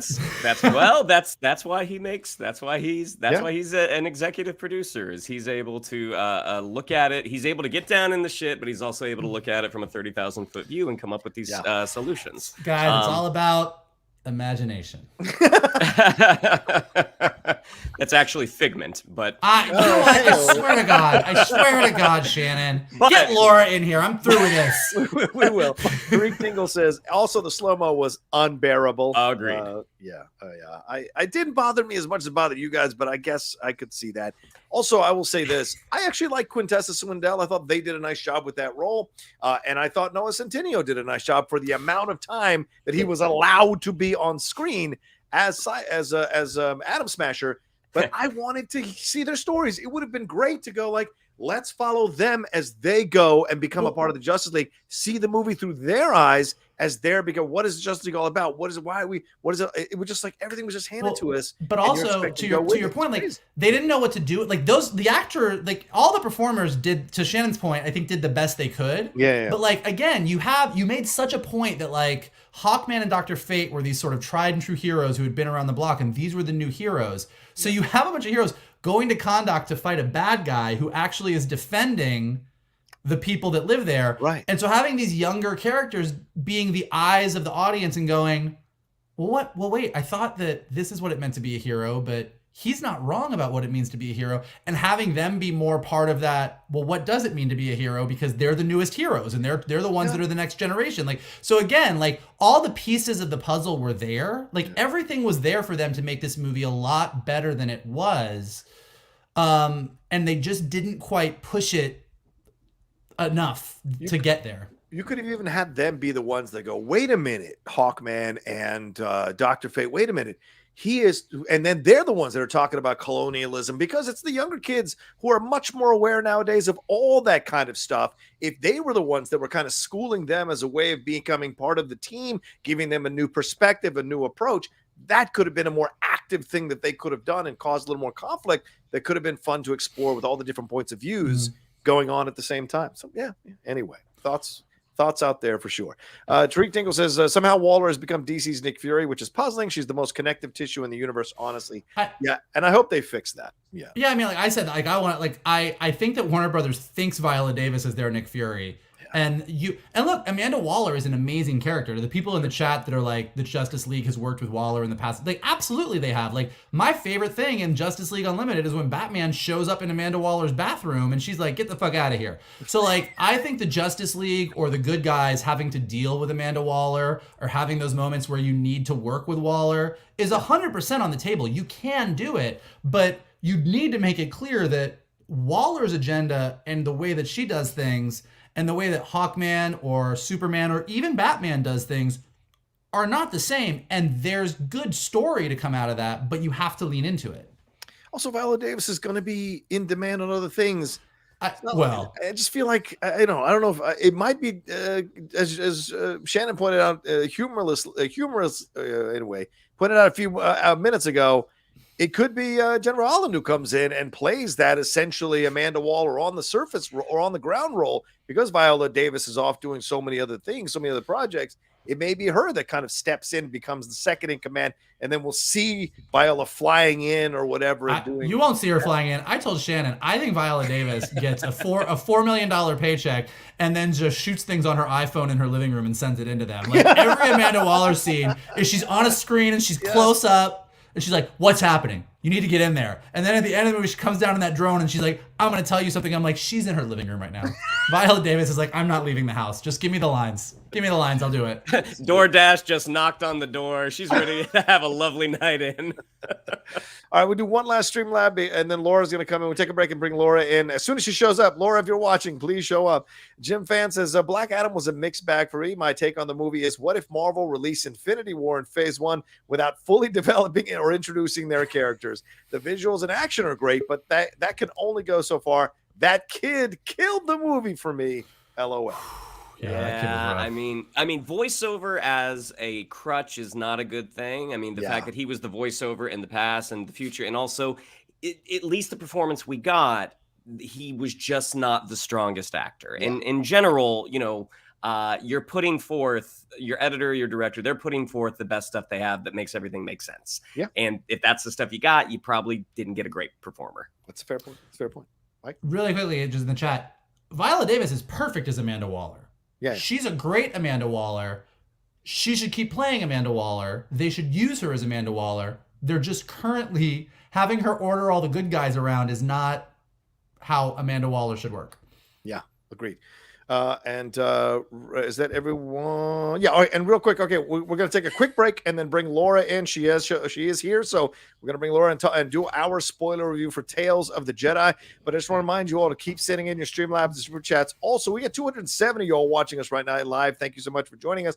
But only 129 likes. So while we're taking this break, which will be about 5 seconds, it's enough time for you to swing that mouse over there and hit that like button on this video, which we would very much appreciate.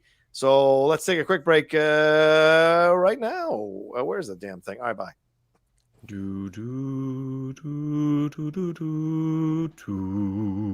That's good. That's good. All right, so welcome to the show, the co-host of Force Toes Pod, the co-host of the Jedi Way, and dare I say, one of our favorite honorary Geek Buddies herself, the great Laura Kelly. What's up, Laura? How are you? I'm amazing. I feel like I need to add in like an A. Thank you. Absolutely.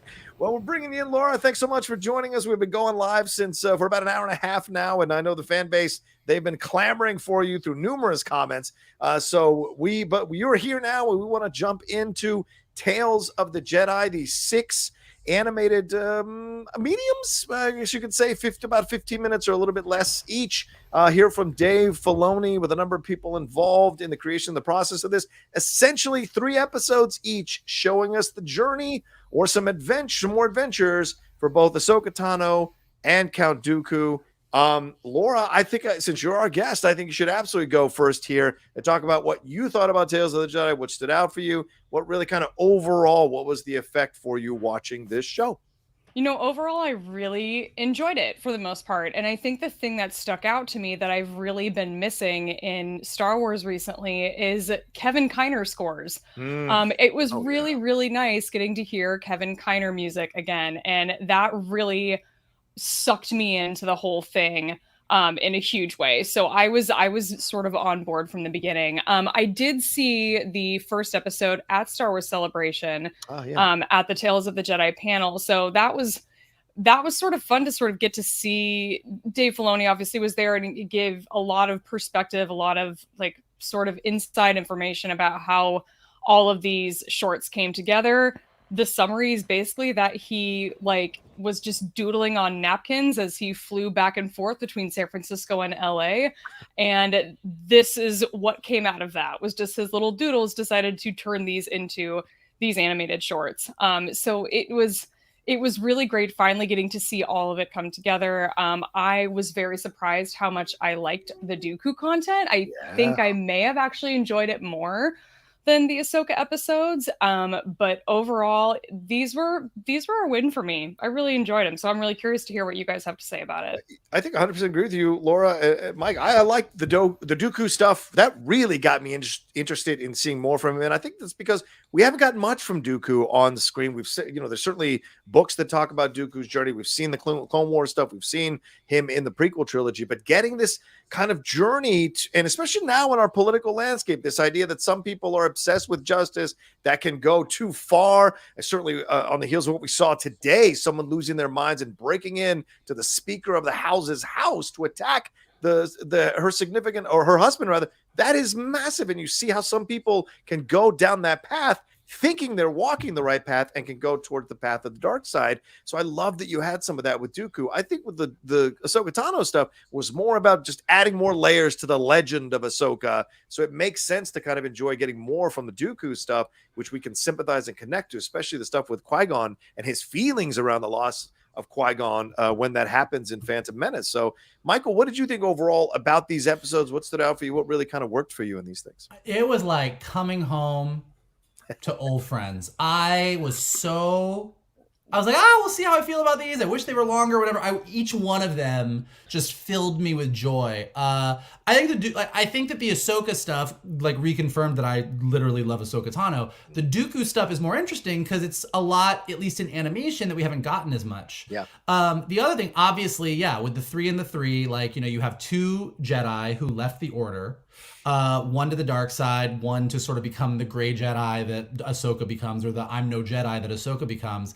But also, it really struck me that these are all the Jedi Council and the Jedi Order of this era is so Mace Windu strict and so wrapped up in their own shit. But Dooku was Qui-Gon's master. Qui-Gon was Obi-Wan Kenobi's master, who was Anakin's master, who was Ahsoka's master. So from Dooku to Ahsoka, you just have this chain of Jedi that all were, to some degree, Obi-Wan the least, but he did train Anakin against the Jedi's wishes. But every one of them did a little bit outside the Jedi Order. So I think that watching them, watching both sides of that story kind of roll out was really fascinating. It was really gorgeous. I was really struck. I didn't think that middle Ahsoka episode was going to really be the big one for me because I was like, all right, we kind of see what happens and she learns some moves and Anakin trains her. But just seeing Anakin, Obi-Wan, Ahsoka, and Rex all together before everything goes to shit, I was like, I could just watch this over and over and this is my happy place. It's my happy place. Yeah, just having Rex say like, let's see if all that training paid off. Just right before you go in, you're like, oh my God, what a great connective tissue. Such a great point. Shannon, what do you think overall of these 6 shorts or 6 animated films here about Ahsoka Tano and Dooku?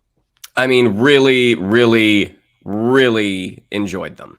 The one, how it started with sort of the birth of Ahsoka, I wasn't sure. I was kind of like, I get we're gonna get a Grogu type situation where she controls an animal or something, but it ended up just being so serene and so peaceful, like that walk through the woods. Even though you can kind of telegraph where it's going to go. I watched that one twice because I was just like, this is just really relaxing. Beautiful. And it's just really beautiful, not just in the animation, but just in the storytelling. Like, again, you just get that sense of community that she came from. And then as you go into the Dooku storyline, who knew? I mean, again, I don't read all of the supplemental material. I don't have time to get to the books, even though I hear some of them are just fantastic. Who knew that this young Dooku was going to be so incredibly compelling and give so many layers to a character who was a little underwritten in the movies? And I love the animation change, how in the Clone Wars he's pretty severe. Whereas this, I mean, he literally looks like Christopher Lee from the Dracula movies. I mean, it was shocking, but just watching his interactions with Qui-Gon, watching his interactions with Mace Windu, and then watching all of the interactions that he had in the last episode, just excellent storytelling. I mean, I want to find out so much more about Dooku now, because I'm kind of creating my own headcanon. I'm like, oh, you're a rich kid who happen to have some Jedi abilities, and like, even though you're obviously a great master Jedi, you're not really letting go of the past. I mean, you're not in the robes, you're in the nice threads. So just seeing like the way that he went to the dark side, again, it just gives him so many more layers than what we were initially presented with, at least for me. I mean, again, not having read any of the supplemental material. It's the struggle, isn't it? It's this idea of like, well, I don't like how rigid they are about the way they do things because they're not doing things the way I want to do things. And then when you start to do things the way you want to do things, you become just as rigid as this thing that you said you were against. That's the thing, the path that you walk sometimes when you're so against something. You can't even be aware, or you're not self-aware enough to realize you're becoming the exact same thing you hate. It's kind of mind-blowing to kind of watch this happening this way. Mike, what stood out? Well, let's jump into the Sith Lord, because that's the big episode that everyone is talking about, and we'll swing back to the other episodes, but that's the big one we should really address here. Speaking of Dooku here, we see him with Yaddle. They're having a conversation about it. We see Qui-Gon walk in there. He mentions Kenobi, and certainly Dooku wants to meet Kenobi someday, and all of this. And then we cut to this black frame, and the next thing we see is Yaddle coming up to talk to Dooku. Dooku's looking at this tree, waxing about Qui-Gon, talking about how Coruscant was a big deal to them, talking about all this stuff. And then he takes off. Yaddle's kind of weird about it because he's not going to the funeral on Naboo, follows him, and we see him meet up with the Emperor, because we see him at the beginning of the episode destroying some stuff, some evidence from Camino there, but we see him there with the Emperor, him kind of going after the Emperor, saying, like, you've gone too far, the death of Qui-Gon, this was my Padawan. And he's like, yeah, this is what has to happen. You're fighting for the bigger picture. And then Yaddle presents herself, tries to convince him not to go to the dark side. And as we've seen before in other material where the Jedi go dark, it's too, I've gone too far. I can't turn back. And he fights Yaddle and kills Yaddle right in front of the Emperor. So just huge. So, Michael, what are your thoughts about this episode, the ramifications of this episode in Star Wars canon? I do think this is the best episode out of the 6 for sure. I mean, this is the one where they just were firing on all cylinders. Dave Filoni does such a good job kind of playing like dancing between the raindrops of the Star Wars movies.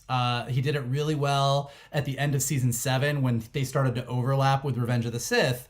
And we're overlapping with Phantom Menace. Like, Qui-Gon comes back, he reports to the Jedi Council that he saw the Sith Lord, and the scenes that we're seeing where he's walking down the hall come right after that. Like, everyone is talking about Qui-Gon just came back from Tatooine and like this shit went down.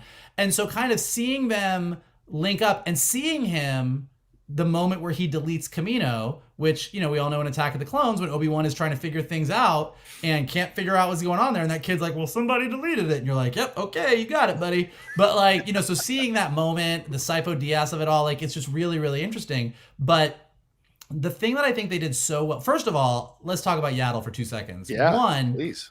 Yaddle's just a dumb character in Phantom Menace. It's like Yoda in a wig, and you're like, what is this? Like, what are you guys doing? But also people who were like, well, wait, why was she in the Jedi Council and she wasn't at the funeral at the end? Like, what's going on? And so I love how they sort of addressed all of that in this super eloquent way and turned Yaddle into this super important character in the bigger history of like what went on with the Jedi and the Sith, and just made her awesome. Like, Yaddle is forever going to be like a super badass now because of this moment that she had.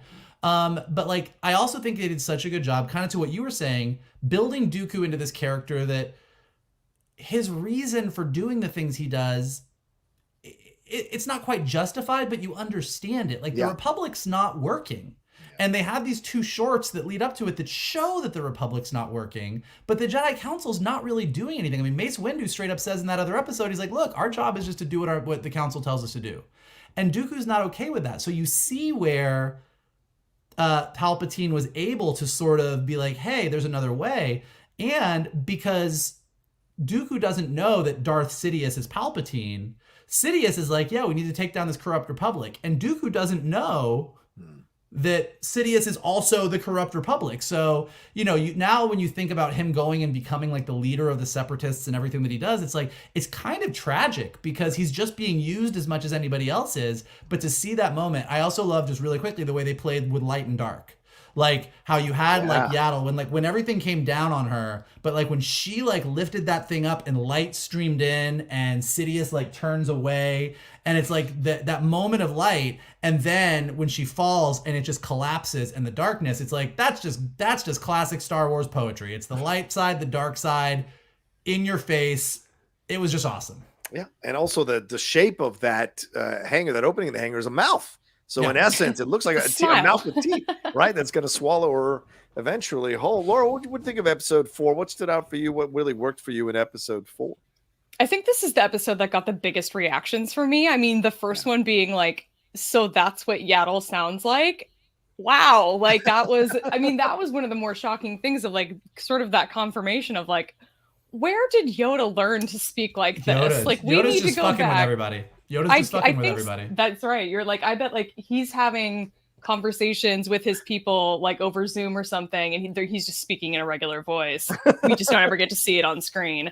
But that was, so I think that, you know, that was a sort of interesting, I think, component that they added to this, that we actually got to hear Yaddle speak, and that Bryce Dallas Howard is the one that voiced her and like did a pretty good job of disguising herself as not being Bryce Dallas Howard. It was a great interpretation, I think, of the character. So I really enjoyed it. I like that we sort of got the way that they show time passing in this episode was really interesting, where we had Yaddle and Dooku sort of talking at the tree and him talking about how the students grow up so fast, and then bringing us back to that moment. I just overall really enjoyed getting to learn a little bit more about the relationship between Dooku and Qui-Gon, and sort of getting to get a little bit more knowledge of the history of what that relationship was really like, based solely in this episode on like Dooku's reaction to everything. And then, I mean, Michael said it perfect with the light and dark. I mean, that like sort of symbolism of like the one last attempt with the light shining through behind Yaddle as she's holding up that door as it's threatening to come slamming down. And as it shuts, and it's just like, that's over. It's it for Dooku. And at that point, there's no looking back. And it's just devastating. This also made me really want to go back and reread Dooku Jedi Lost, because I know that there are some retcons to that book and to that audio drama happening in this, but it doesn't seem to be as controversial as maybe some of the other retcons that happened in this series. I think maybe just because Dooku isn't quite as a monumental character as Ahsoka is in the fandom, but overall it really kind of just made me want to go back and read more, because there is a lot of history of Dooku and his upbringing and how he went from being this rich kid to being at the Jedi Temple to then going back to being taking over the title of Count of Sereno. Like there's that whole journey is played out in this audio drama in Dooku Jedi Lost that I can't recommend enough because it's phenomenal. But it made me want to go back and like revisit his entire story. Yeah. Shannon, your thoughts on what happened in the episode 4, the Sith Lord. What did you think about it? What kind of worked for you and what stood out for you here? I mean, Vogel and Laura hit on the big moments. I will say the interaction between Corey Burton and Ian McDermott was just so chilling yet so captivating. I mean, it's a different Sidious than we've seen, I feel. Like this is clearly a bad guy, but it's like the whole thing, like, you know, you lost an apprentice, so did I. Like the whole thing of like, this is what has to happen for the change that you want. I love the fact that we get to see adult Qui-Gon or older Qui-Gon, episode 1 Qui-Gon have that moment with Dooku, and the fact that in between the title card is Qui-Gon's death. And you look at these moments in time throughout all of the Dooku storylines, and even though, as Vogel said, you might not agree with what he did, you understand where he was coming from. And it's just so compelling. And watching that battle between Yaddle and Dooku, just a really great action scene, because it's also emotionally charged. I mean, thinking back to our Black Adam review, you can have great action, but unless you care about the people that are in the shit, it can be a little hollow. And so even though you know, was it the most dynamic lightsaber duel? No, but because you're in both characters' camps, it just resonates so much deeper. And that moment when he says, "Well, let me give you peace," and like it's not a Schwarzenegger line. It's not a Schwarzenegger line. Care, really. But yeah, I mean, he actually does mean what he's saying. Yeah. He's like, "Let me give you peace," and the fact that, to me, I mean, this was a test from Palpatine. Like Palpatine could have blasted her with lightning at any moment, but he's like, "Nope. Let me see if this guy has the fortitude to see this through." Well, it's not just fortitude. He to turn fully to the dark side. You got to kill somebody. He does it. He makes Anakin do it to Dooku in Revenge of the Sith. He tries to get Luke to do it to Darth Vader in Return of the Jedi. Like, this is the Sith Lord move. It's like, hey, why don't you fight this person? Yeah. Because the second that Dooku killed Yaddle, he's dark side. Like, he can't come. It's like the whole idea is you can't come back from it. Like, the moment that Anakin killed Dooku, he was screwed. And Luke got to that moment where he's beaten Vader down. He chops his hand off, and he turns around and says, "I'm not going to do this. I'm a Jedi." Yeah. Like, so that's the game. That's the thing. I also think it's interesting that Yaddle, she left the council. Yes. Like for all that we talk, I mean, and clearly, like, Filoni is super interested in this when you talk, like, Mace and Dooku talking about it, everything else. Like, Yaddle left the council and was like, "You're not wrong. Let's figure this out." And I think that, like, Yaddle's MVP, man. Yaddle's MVP. I know. I think you're right. I think they actually kind of gave her a very important part to play now in canon to this overall story.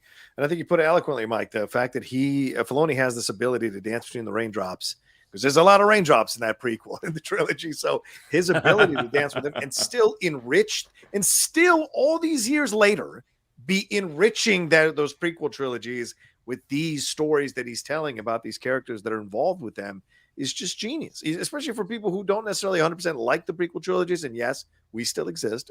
Having these animated series or animated shows kind of give you more flesh out. It allows you to watch those with a completely different set of eyes and have some more context for some of the stuff that's happening. Even though it's retcon, it still works if you're rewatching some of those scenes. And I love a lot of it. And I especially thought of the Yoda fight with Dooku when you're watching Yaddle fight with Dooku, the two different fights that go on there that I thought was really cool to think about at the same time. All right, Laura, I'll swing back to you because we got to talk about Ahsoka. Let's go. I mean, these 3 episodes, let's just talk about all 3 episodes in a block here because we only have so much time.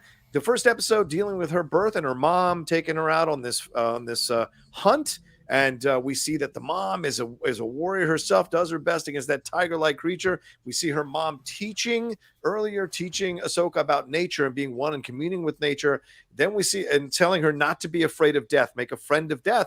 And where you think Ahsoka might get killed by this tiger-like creature ends up riding this thing out right in front of her mother and father and everybody else in the village who's around. So clearly showing that she's a badass. Then we see, as Michael mentioned, her being trained in in the next episode, with her in it, being trained with these clones and them like constantly shooting. It reminded me of Edge of Tomorrow when Emily Blunt is teaching Tom Cruise how to fight with that stuff. It felt over and over, and she's even doubting herself. And we see that Anakin's tough love approach here is the thing that keeps her going. And ironically, her keeping going is exactly why she's able to fight him like she does in Rebels, because she's been trained and fought hard and been forged in the fire here of the kind of tough love approach that Anakin has. And then the last episode with her there, what I call the samurai episode, the Ronin episode, where she is hiding out now after Order 66. This brother and sister are there running a farm. The brother is, of course, an idiot who doesn't understand how things work with the weighing stuff on, bales of hay or whatever they are on top of that vehicle. And those bales of hay come down on the sister and almost kill her. But Ahsoka saves her, and then the brother kind of realizes what's going on here by overhearing their conversation, turns her in. We see the Inquisitor show up and set everything on fire, and then we see Ahsoka show her abilities, and the Inquisitor even say her name, and then Bail Organa shows up, who had been in the first part of the episode to get her away at the funeral there on Naboo for Padme. We see him show up and save the villagers, and then ask her if she's ready to get back in the fight, and she says yes, which I imagine is the thing that's leading us into the Ahsoka series. So talk to me about the journey of Ahsoka through this entire series, all through those 3 episodes. Well, we definitely know where Ahsoka gets it because her mom is fierce as fuck, and I love that for her. The one thing that stood out to me about this first episode in particular, and I mean, I also think it's great that we're starting with Ahsoka's birth in this first episode, and we're ending with a death in Padme's funeral, sort of kicking off the last episode of this Ahsoka series. And I like that we're sort of bringing all of this poetry into it, especially when Ahsoka, as a baby, is standing and looking up at this saber-toothed beast, whatever it is, as it moves closer to her, and she places her hand on its nose to sort of calm it. And I realized as I was watching that especially now after, we've been going through Andor, and there's no Jedi, there's no Force stuff, and I've been sort of missing that in Star Wars. And these are the things that I really love about Dave Filoni and how he portrays the Force on screen. And there's a line in Star Wars Rebels that Kanan says to Ezra when they're being attacked by some sort of creatures, and he tells him, "Don't be a threat." Just that very simple piece of advice is really kind of all it takes to calm the entire situation. And that use of the Force, that type of use of the Force where the Jedi tap into it in order to sort of move in harmony with nature, it's just one of my favorite things about Star Wars and how they use that sort of mythology on screen. So bringing those components back on screen was a huge relief to me, and just I didn't even realize how much I was missing it until I saw it. Going into this episode where she's training at the very beginning, practice makes perfect, I think is episode 5. Really fun to get a little Caleb Doom, Depa Balaba cameo in this first training scene. I thought that was kind of fun. I didn't actually notice it until my second time watching through that episode. Somebody had to point it out to me, but very exciting to see him always make a little appearance. The fact that we got Clone Wars season 7, and then we still got like a little bit of Clone Wars season 7 thrown into this, like, people who are Star Wars animation fans, like, we are just blessed. We are living in the best time. The fact that we got that, and then we got this, and we're making that callback to that final season is just perfection. Really, really enjoyed it. And then, we can get into, maybe it's a separate topic of getting into the sort of Ahsoka novel retcon and why it's upsetting to some people. We don't have to get into it now. We can do it later. But I really enjoyed this episode the first time I watched it, when I wasn't really thinking about how it was kind of retconning the novel. I think I even wrote down in my notes after I finished watching it, like, did that follow? Then I can't remember. It's been so long since I read it. I couldn't actually remember. But the fact that we have Ahsoka showing up at Padme's funeral is like just heart-wrenching. And also so perfect. I mean, that we get that interaction between her and Bale, that one last interaction before she sort of goes off into hiding. And the fact that she's back with Rex and where this is before they're going their separate ways. Like, it's just sort of comforting to know that, like, as sad as this moment was, she was getting to like sneak in some of these goodbyes to these important people in her life. But overall, the fact that we saw the trailer and saw that Inquisitor, and the trailer being like, who is this? And I'm a little bit annoyed that we still don't know, like, how did that person know who Ahsoka was? Like, which Jedi that went bad was that? I would just be curious to know, and it's fine that we don't know. But the fact that she, like, beheads him with his own lightsaber, like, perfect. Loved it. Absolutely loved it. It's badass. Shannon, your thoughts on the Ahsoka through line here over these 3 episodes? Again, to echo Laura's statement about Pav T, Ahsoka's mom, you want to talk about a mama bear. Oh my gosh, when she had that just primal roar when her child was in danger, and just the juxtaposition of moments before when she shot the one sort of deer-like creature, and she's teaching Ahsoka the respect, like, don't be afraid of death. This is part of life. And then that giant, monolith of a bear tiger thing comes up. I couldn't get that noise out of my head. That it was just so powerful. And then you see how Ahsoka just is able to reach out. I mean, the thing that Laura was talking about, and just being able to calm this animal, and then going in, like, at the second one was just again, that was like the lost Clone Wars scene that we didn't get when the show originally aired. And you see how she starts to respect the process of the way this training has to go. And just seeing all those characters together again, it was really nice. And then I kept waiting for Freddie Prinze Jr.'s voice to come out of Caleb Doom to be like, hey, this Ahsoka gal, she's something, huh, Master? But then getting to that last episode, just that incredible visual of Ahsoka being a few rows back, being at the funeral for her friend. I mean, it was just so emotional. And then what was really great about her being on that farm is this really lines up with Andor right now, that this is the eat dog world of the Empire. Like was the kid an asshole? 100%. Is he evil? No. He saw an opportunity, like, oh, I'm going to be able to get ahead here. And that's why he ultimately did this. And just to watch, I love the design of the Inquisitor. I like, again, I don't know if that character has popped up. I know that people talk that this had retconned. Love the design of the character. But then to watch the ease that Ahsoka dispatched him was just so satisfying, and just a great finale to her story in this. And seeing that moment between her and Bale, like, you ready? Like, I was just it was just great. Like, you hope that maybe that there will be more of these to focus on those characters. Yeah, in essence, the first episode is her birth. The last episode is her rebirth back into being who she is and fighting in the fight. Michael, your thoughts, these 3 episodes here and the story they told of Ahsoka? I mean, I think Shannon said it, but just the serenity of that first episode, like just watching Ahsoka's birth and this village. And I think, I love what they did with the Togruta. Like, I just love that they had this sort of, it felt like a feudal village, but they had droids, they had technology. Like, they didn't like this was a feudal village by choice. Right. Not a feudal village because there's some kind of like behind the times or, like less developed planet. If you read the High Republic books and stuff, that the Togruta were like really proud and like didn't even join the Republic for a really long time. Like, it's a bit like they're kind of did their own thing. So kind of getting to see a little bit more of them. It was just beautiful. Ahsoka's mom's a badass. Like, I think you guys really covered that. Like I already said, at that middle episode, that practice makes perfect. Just seeing them all together. Also getting to see a little bit more of the very beginnings of Anakin and Ahsoka together.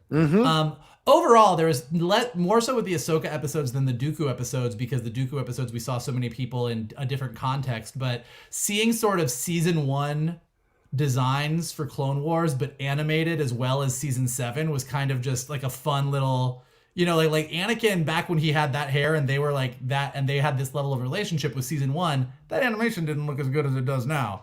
So kind of getting to see them at that stage, and seeing Anakin not really being sure about Ahsoka yet, and Ahsoka not really being sure about Anakin, and then having this whole experience, like it just got me. And like, you know, we knew this from the trailers, so this wasn't like new information, but still, just knowing that Anakin pushing her as hard as he did saved her life when Order 66 happened, man, it just hit me in all the right spots. As far as the last episode goes, I do think it's an interesting choice of Filoni's to do an episode that is so close to what happens in the Ahsoka book, but also not be the Ahsoka book. It's just a very, like, I can see where people are upset. A big thing that people are upset about is in the books, the girl that she saves, that sort of is the female character in the book, has a crush on her. So it does kind of feel like there's a little bit of queer erasure here, where like this character is no longer queer. And I don't know if there was room for it in this short episode. So, you know, it was an interesting choice because it's so similar to the book. So I understand why people are upset about it. Putting that aside, though, it is a great episode. I mean, it really does. The Padme thing, as Laura said, as Shannon said, like, it really just hits hard. Like, you know, we don't think about it. Like, we all saw Padme's funeral. We know that Ahsoka didn't exist when Revenge of the Sith came out. So in our minds, we're like, oh, I guess she wasn't there. So to sort of go back and say, no, you didn't know this, but she was. Right. Again, it's that dancing in the raindrops thing that I love that they do. And then, yeah, like, I actually I think that Inquisitor looked awesome. I would love to learn more about that Inquisitor. But I also, you know, had they done this whole thing where this Inquisitor showed up and it was a real challenge for Ahsoka, it would have been disingenuous, because she fought Darth Maul. Like, she fought about as tough a guy as you can fight and handled that. So the fact that this guy didn't stand a chance, I kind of loved. And I love that they did a really nice job of linking this right up. I mean, this is literally like the Ahsoka Tano Cliff's Notes for people that don't watch Clone Wars, so that when Ahsoka, the live action series, comes out, they can just watch these and a couple Rebels episodes, and you're like, all right, I got it. That's true. It's a good point. I'm sure that's the strategy too. Yeah. Not much more to add to that. I loved everything we got from her, and I understand the retconning stuff. I didn't read the book, so I don't know whether, but I understand why people might feel, as Michael said, the queer erasure there. I totally respect if people were offended by that. You can create space for that, but still enjoy the episode itself and what it was telling. For me, it worked because I love these kind of samurai hiding out, I don't want any trouble type episodes. I love those things in samurai films. So to see it here, or martial artist films where I don't want no trouble, you know, I love that kind of stuff. And then they're dragged into it anyway. Having the brother betray his own sister and turning, we know that, you know, in all these dictatorships, they want to turn you into someone who will turn even your own family member in. And the foolishness, because he was foolish at the beginning of his sequence and not understanding the weight and capacity and blah, blah, blah, him being stupid enough to think he can turn someone into the Empire and it would save his family instead of hurt his family, is just perfect connection there. And him even yelling after her, like, you know, may the Force be with you, as a kind of a dig. I was like, move. What are you doing, dude? Yeah, exactly. So I didn't feel bad for him. And if the Inquisitor had killed him, I'd have been like, hey, man, you made your own bet. Real quick, before we get to the Dooku stuff, I know we're running out of time. So real quick, Randall McWhiskey says, I particularly liked, I think it's episode 5, the training montage, the episode where Ahsoka learns to respect the grind. That's really where success comes from. Yeah, you're not wrong. It's not wrong there. And then here, Jay Master says, Yaddle was voiced by Bryce Dallas Howard. Also, Liam Neeson, Samuel Jackson, and other actors came back from the prequel movies, were confirmed by Disney. Yes, Jay. Also, Liam Neeson's son, Mikael Richardson, is who voiced the young Qui-Gon Jinn in the earlier episodes. Sounded exactly like him, like Maya Hawke sounds like Uma Thurman if you close your eyes. So it's insane. Phil P says, a huge love from London. Have a great weekend. Thank you, Phil. We love you. And Fredtastic says, hey, Geek Buddies, wonderful show. My favorite episode was Practice Makes Perfect. At the end, when Rex says, let's see if all that practice helped, I double fist pumped and cheered because of season 7. Yeah, absolutely agree with you guys. Any Streamlabs? Real quick, Daryl Unfiction says, need Tales of the Musicians with Max Rebo next year. Like what Star Wars Halloween costume will be done off Tales of the Jedi there. All right, I'm down with Tales of the Musicians. That would be Cy Snoodles, Max Rebo, let's do it. there's places to go. And also Daryl also says in episodes 2 you see the dog in the village, so dogs are canon in Star Wars. Vogel's dog must be glad to be there.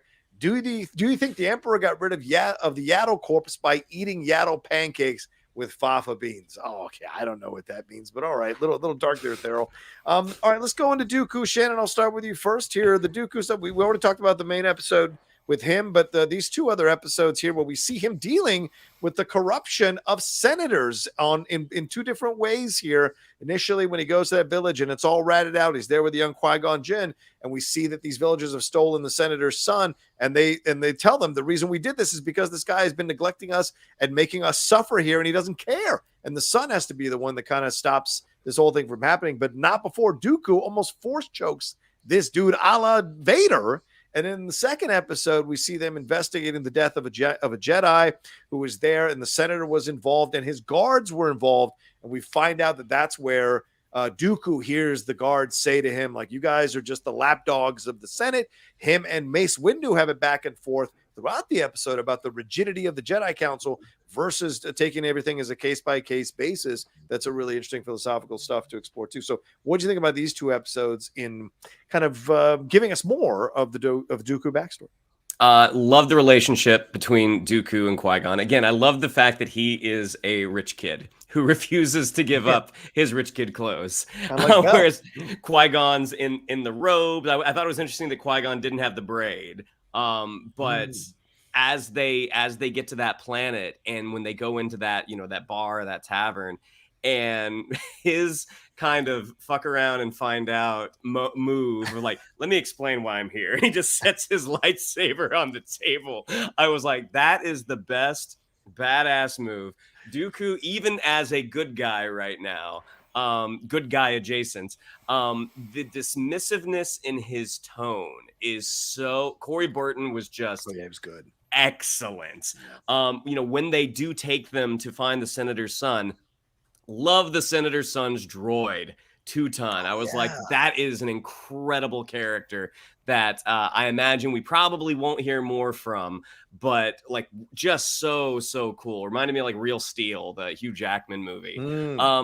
But then that fight between basically Qui-Gon and Dooku and the locals versus the senator and his guards, and the moment that he pushes Qui-Gon back and just grabs this dude. I mean,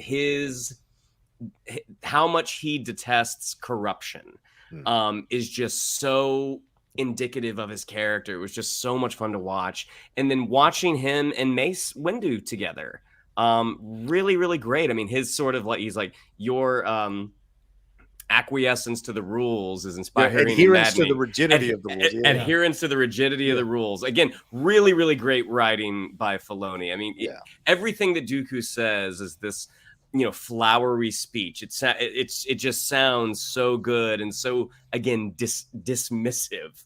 But watching as he sort of breaks everything down, like, okay, well, when she came out here, how come this? How come this? Yeah. And basically Mace is willing to pack it up and go. And Dooku saying, like, do you think that's what she would want? Would she want you to do that? And then basically finding out how Mace didn't sneak the seat away, the council seat away from Dooku, but the fact that it seemed like, did you know this prior to us going? I mean, just having that interaction between them is just, I'd be curious to go back and look at the finale of episode 2 now, having this information and looking at that interaction between Christopher Lee and Samuel L. Jackson. I think it would, you'd probably watch it differently. Yeah. Of course, T.C. Carson doing the voice of Mace Windu for this. But yeah, also that ending scene with the funeral of the Jedi there, they're on opposite sides, kind of symbolizing what's going to happen there with an interaction right outside with his jealousy and envy of Mace and suspicion of Mace. Oh, you were taking care of your, you knew the seat was, that's why you didn't care. This kind of implication, really interesting to explore. Mike, what did you think about how they treated Dooku in these 2 episodes and his journey before we got to, of course, the big episode he was in? Well, they do a really great job of putting Dooku in 2 positions where you're on Dooku's side. Yeah, kind of, yeah. I mean, like he, in the first one, you go to that kid and the kid is like, yeah, my dad's wrong. Like, what the fuck is all this? And then he goes out and that dude is an asshole. Mm. And that dude's like expecting Dooku to just do whatever he says because and it's reinforced in both episodes that the galaxy thinks the Jedi are there to do what the Senate says. The police force. Yeah. Yeah, like they are there, and that's not what the Jedi are supposed to be. And Dooku knows that. But I don't think the Jedi Council knows that anymore. And so he has that issue. And although Qui-Gon does sort of save the day by doing the right thing and de-escalating the situation, you do see how Qui-Gon, by being Dooku's Padawan, became the Qui-Gon that we know, who also is like, the Jedi Council, I don't really listen to them. I just kind of do what I want to do. So it's like even seeing this young Qui-Gon, it's like you sort of see where he learned a lot of what he learned, which is really interesting. And then I thought I thought Dooku and Mace Windu together was absolutely fascinating. I love that Mace Windu is just the dick of the Jedi Council. Like he is so rigid. He's so stuck on the rules. And so you see that here. I mean, this is the guy that never liked Anakin. This is the guy that was like, I never took to you because Qui-Gon broke the rules and brought you in here. Yeah. You were too old to be a Jedi. I don't trust any of this. And ultimately, because of where Anakin goes, Mace Windu can be like, I was right. But you're like, yeah, but he wouldn't have gone there if you weren't a dick. So I think that's all interesting. The other thing, as Shannon pointed out, when Dooku does kind of go there and figures everything out, he's like, wait a minute, why aren't there any scorch marks on your ship? You were shooting from this side. And he specifically says, Jedi wouldn't be caught in an ambush unless it came from behind from someone they weren't expecting. And you're like, well, that's exactly what you do with the clones. So I kind of see where you started to get that idea. Like he literally describes what happens, which is the Jedi are caught unawares because they spent, I don't know, Laura, how long is the Clone Wars? How many years? 3 years. 3 years. They spent 3 years with these clones who became their trusted allies. And on a dime, they all just turned and shot them. And you have this moment here where he's like, well, this Jedi only got caught because you were on her side and then you tricked her. I'm like, oh, well, hey, that's Order 66. Yeah, there it is. I just thought it was great. And also just to the end of the episode, it like Mace Windu is rewarded for adhering strictly to the rules. And Dooku, in his mind, is punished for not adhering to the rules, but doing what was right. And so, once again, you're kind of like, you can just see how somebody would be so disillusioned with the Jedi Council. You're just like, God, you guys are just, you lost it. You lost your way in here. And it's fun to explore that. Yeah, absolutely. Laura, your thoughts on the Dooku journey in these 2 episodes, and what stood out for you from Filoni's writing and the animation here? Well, like the Clone Wars did with Anakin, they do a really great job of sort of peppering in these moments where you just see that true darkness coming through. And we get a lot of that with Dooku. I mean, we know who Dooku is. We know that he's a villain, and we know where he ends up. But getting to see the sort of build up to it and the cause to the effect, I thought was just really interesting. It was a really interesting opportunity for them to just give us a little bit more background and a little bit more context to this character. And I really like that of all the characters they could have chosen and all the time periods they could have chosen to do this with, that they picked this. Dooku force choking the senator and then Qui-Gon and then flinging Qui-Gon back. I mean, that's just like, that's even more brutal, I think, than we ever got with Anakin. I don't think we ever saw Anakin throw force push Ahsoka back into a wall for any reason at any point during the Clone Wars. I could be wrong, but that was intense. The fact Mace Windu, man, this guy, like we saw it in Clone Wars season 7. Like what a dick this guy is. He was such a dick to Ahsoka in that last season. And that scene at the very end where Dooku asked him like if he knew it was coming, and Windu's like, no, I was surprised too. And I followed the mission. And he straight up tells Dooku, like, you're the reason that senator died. And, all that said, I'm going to speak to the council on your behalf. I'm just like, man, that balls on that guy to say that. Like, I just can't, man. It's rough. I think I'm a little more lenient on Dooku than on Mason than some of you all. Again, I get where he was coming from because, like, if you don't have order, it leads to chaos.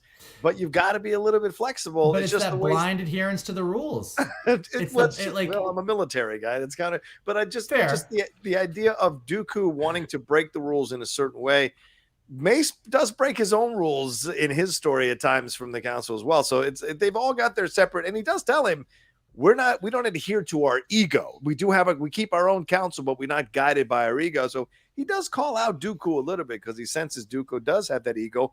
Being a rich kid wearing the rich robes, that would make sense that he feels a little entitled or privileged to do certain things.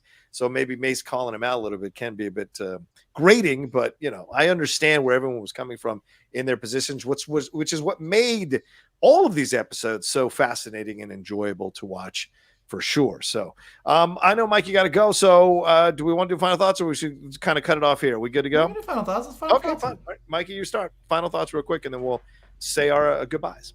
It's great. No. Well said. It's you sort of forget we have so much Star Wars content coming in, and we talk about Mandalorian, and we talk about Obi-Wan, and we talk about Boba Fett, and we talk about Andor, and like all of them have their strengths, and all of them are bringing new things to the Star Wars universe, and some of them have their weaknesses.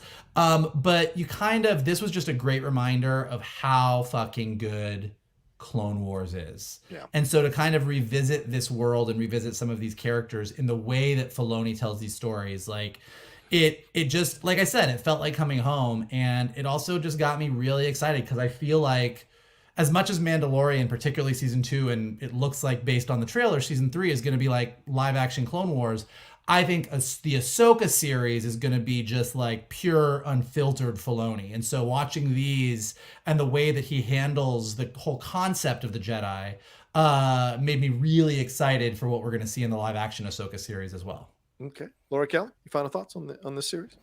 One of the directors that worked on this show, I think he directed 4 of the episodes, was Saul Ruiz. Yeah, Ruiz. And this must be somebody who has just come up through the ranks at Lucasfilm and animation and has clearly worked under Filoni. I think all but 2 of the credits on his IMDb are Star Wars animation. So I really enjoyed all of this, and I think he also directed Jedi Knight in season 4 of Star Wars Rebels, which is a really well done episode. So this is definitely somebody to watch for sure, and I look forward to seeing more. I would love to see more stories like this. I really enjoyed this overall, and I would love to see something for Star Wars Rebels or for the Bad Batch, or animate some of the High Republic stuff, bring some of those characters to life. Garsa Fwip was a character I really liked. I wish we would have gotten more of. Like, let's see some of her backstory. And maybe we can do it in a way where we're not erasing dark-skinned queer characters that had representation in a novel, that version of the story. Let's maybe not do that again. Just suggestion. Yeah, Laura, that's a great point. I think the backlash is going to maybe change that around. Even though Filoni said this is the story in a recent interview, which kind of implies that they're going to make that change permanent, maybe the backlash will cause them to take a step back here and adjust that. Lord knows it's not the first time they've retconned a mistake in storytelling on a character. So we shall see for sure. And just real quick with Ruiz, you mentioned it's 12 episodes of Rebels, 6 episodes of Resistance, 4 episodes of Clone Wars in the most recent season, and 6 episodes of the most recent season of the Bad Batch. So certainly very schooled in Star Wars animation and understanding how to put this forward. I think this is some of the best stuff as well. And is it Nathaniel Villanueva, who's the other writer on this as well? Yeah, Nathaniel and Charles Murray. So they all deserve credit as directors, rather, for these episodes as well. Shannon, your final thoughts on this? Yeah, super enjoyed them. Like Laura, I would like to see more of these with other characters. I'd love to see 3 episodes of Mace Windu finding out why he became such a dick. I think the short format is really useful, and outside of the blowback that they're getting for the retconning, I mean, I hope I hope that does not dissuade them from having another swing at this, because these were really, really well done. Yeah, and I like this as a balance to Visions. This is a nice kind of balance to it, a way of kind of expanding even more the world that they can do in animation. And this kind of quality should definitely be getting more eyes on it. So hopefully people will take a chance and look at these. I mean, it's literally 2 hours of your day. You're done in 2 hours. It's not that long, and they're fun to watch for sure. All right, well, thank you all so much for joining us for this mega episode of the Geek Buddies. We hope you all enjoyed yourselves, enjoyed our back and forths and the comments and everything. Thanks for all the Streamlabs and Super Chats. Hit a like on this video as we're wrapping up. Shannon, what do we have to tell them? Yeah, if you'd like to follow us on social media, on Twitter, it's @geek_buddies, on Instagram at @the_geek_buddies. If you'd like to follow me on social media, on Twitter, it's @Shannon_McClung, on Instagram at Shannon the Geek Buddy. If you would like to follow Mr. Vogel, it is @MKToon. If you would like to follow Mr. Rocha, it is @The Rocha Says. Mikey? Look, we got you DC, we got you Marvel, we got you Star Wars. You want it? We got it. Thank you for all the likes. If you did not hit it, definitely hit the like button below. And if you're just watching this later on in your life, hit the like button below. It means a lot to us. Definitely subscribe to Johnny's Outlaw Nation page. Check out all the amazing content that he's got there. Your comments in the chat were amazing. Leave your comments below on the YouTube page. Let us know what you thought of all these things. Black Adam, James Gunn, Marvel News, Tales of the Jedi. Like, we talked about a lot. Want to hear your thoughts on it. If you're listening to us on a podcast, go ahead and leave us some stars, leave us some comments, helps us go up in the rankings so more people can find us. And as always, the best thing that you guys can do is retweet this video, post it on your socials, send it to your friends, and tell them to hang out with your buddies, the Geek Buddies. Absolutely. And a big shout out and thank you to Laura Kelly for joining us for the back half of this episode to talk about Tales of the Jedi. Thank you, Laura, so much. Please let people know where they can find you. Sure, come find me on Twitter at @shutup_Laura, and you can find me and John talking about Star Wars right here on his channel on the Jedi Way. And I'm also lucky enough to come back and enjoy some time with the Geek Buddies whenever they're talking about Star Wars. I feel very blessed in that way.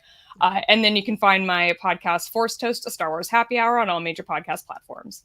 And don't forget, Laura joined us for episode 8 of our spoiler review for Andor, which we dropped earlier today. So go and take a look at that and watch it as well. One last Streamlab came through. These shorts just reinforce why I believe there won't be the same turnaround for the sequels like for the prequels. Lucasfilm has made nothing set in the sequel trilogy era to flesh it out in the last 3 years. It feels like Lucasfilm has just dropped anchor and run from the sequel trilogy. We shall see, because there are a lot of rumors that Lindelof's film may have some of the characters from the sequel trilogy coming back to do small parts or cameos or whatever. So don't sleep on that sequel trilogy just yet, everybody. So, all right. Thank you all so much for joining us. We love you all madly. If you're watching it later, there's a thanks button. If you want to send in some support for the show or for the Geek Buddies or for the Outlaw Nation, feel free to hit that thanks button and send in some financial support for what we're doing here. We love you madly. Take care of yourselves. Be well. Have a great weekend, and we'll talk to you next time with another brand new episode of the Geek Buddies And a little bit of Laura Kelly.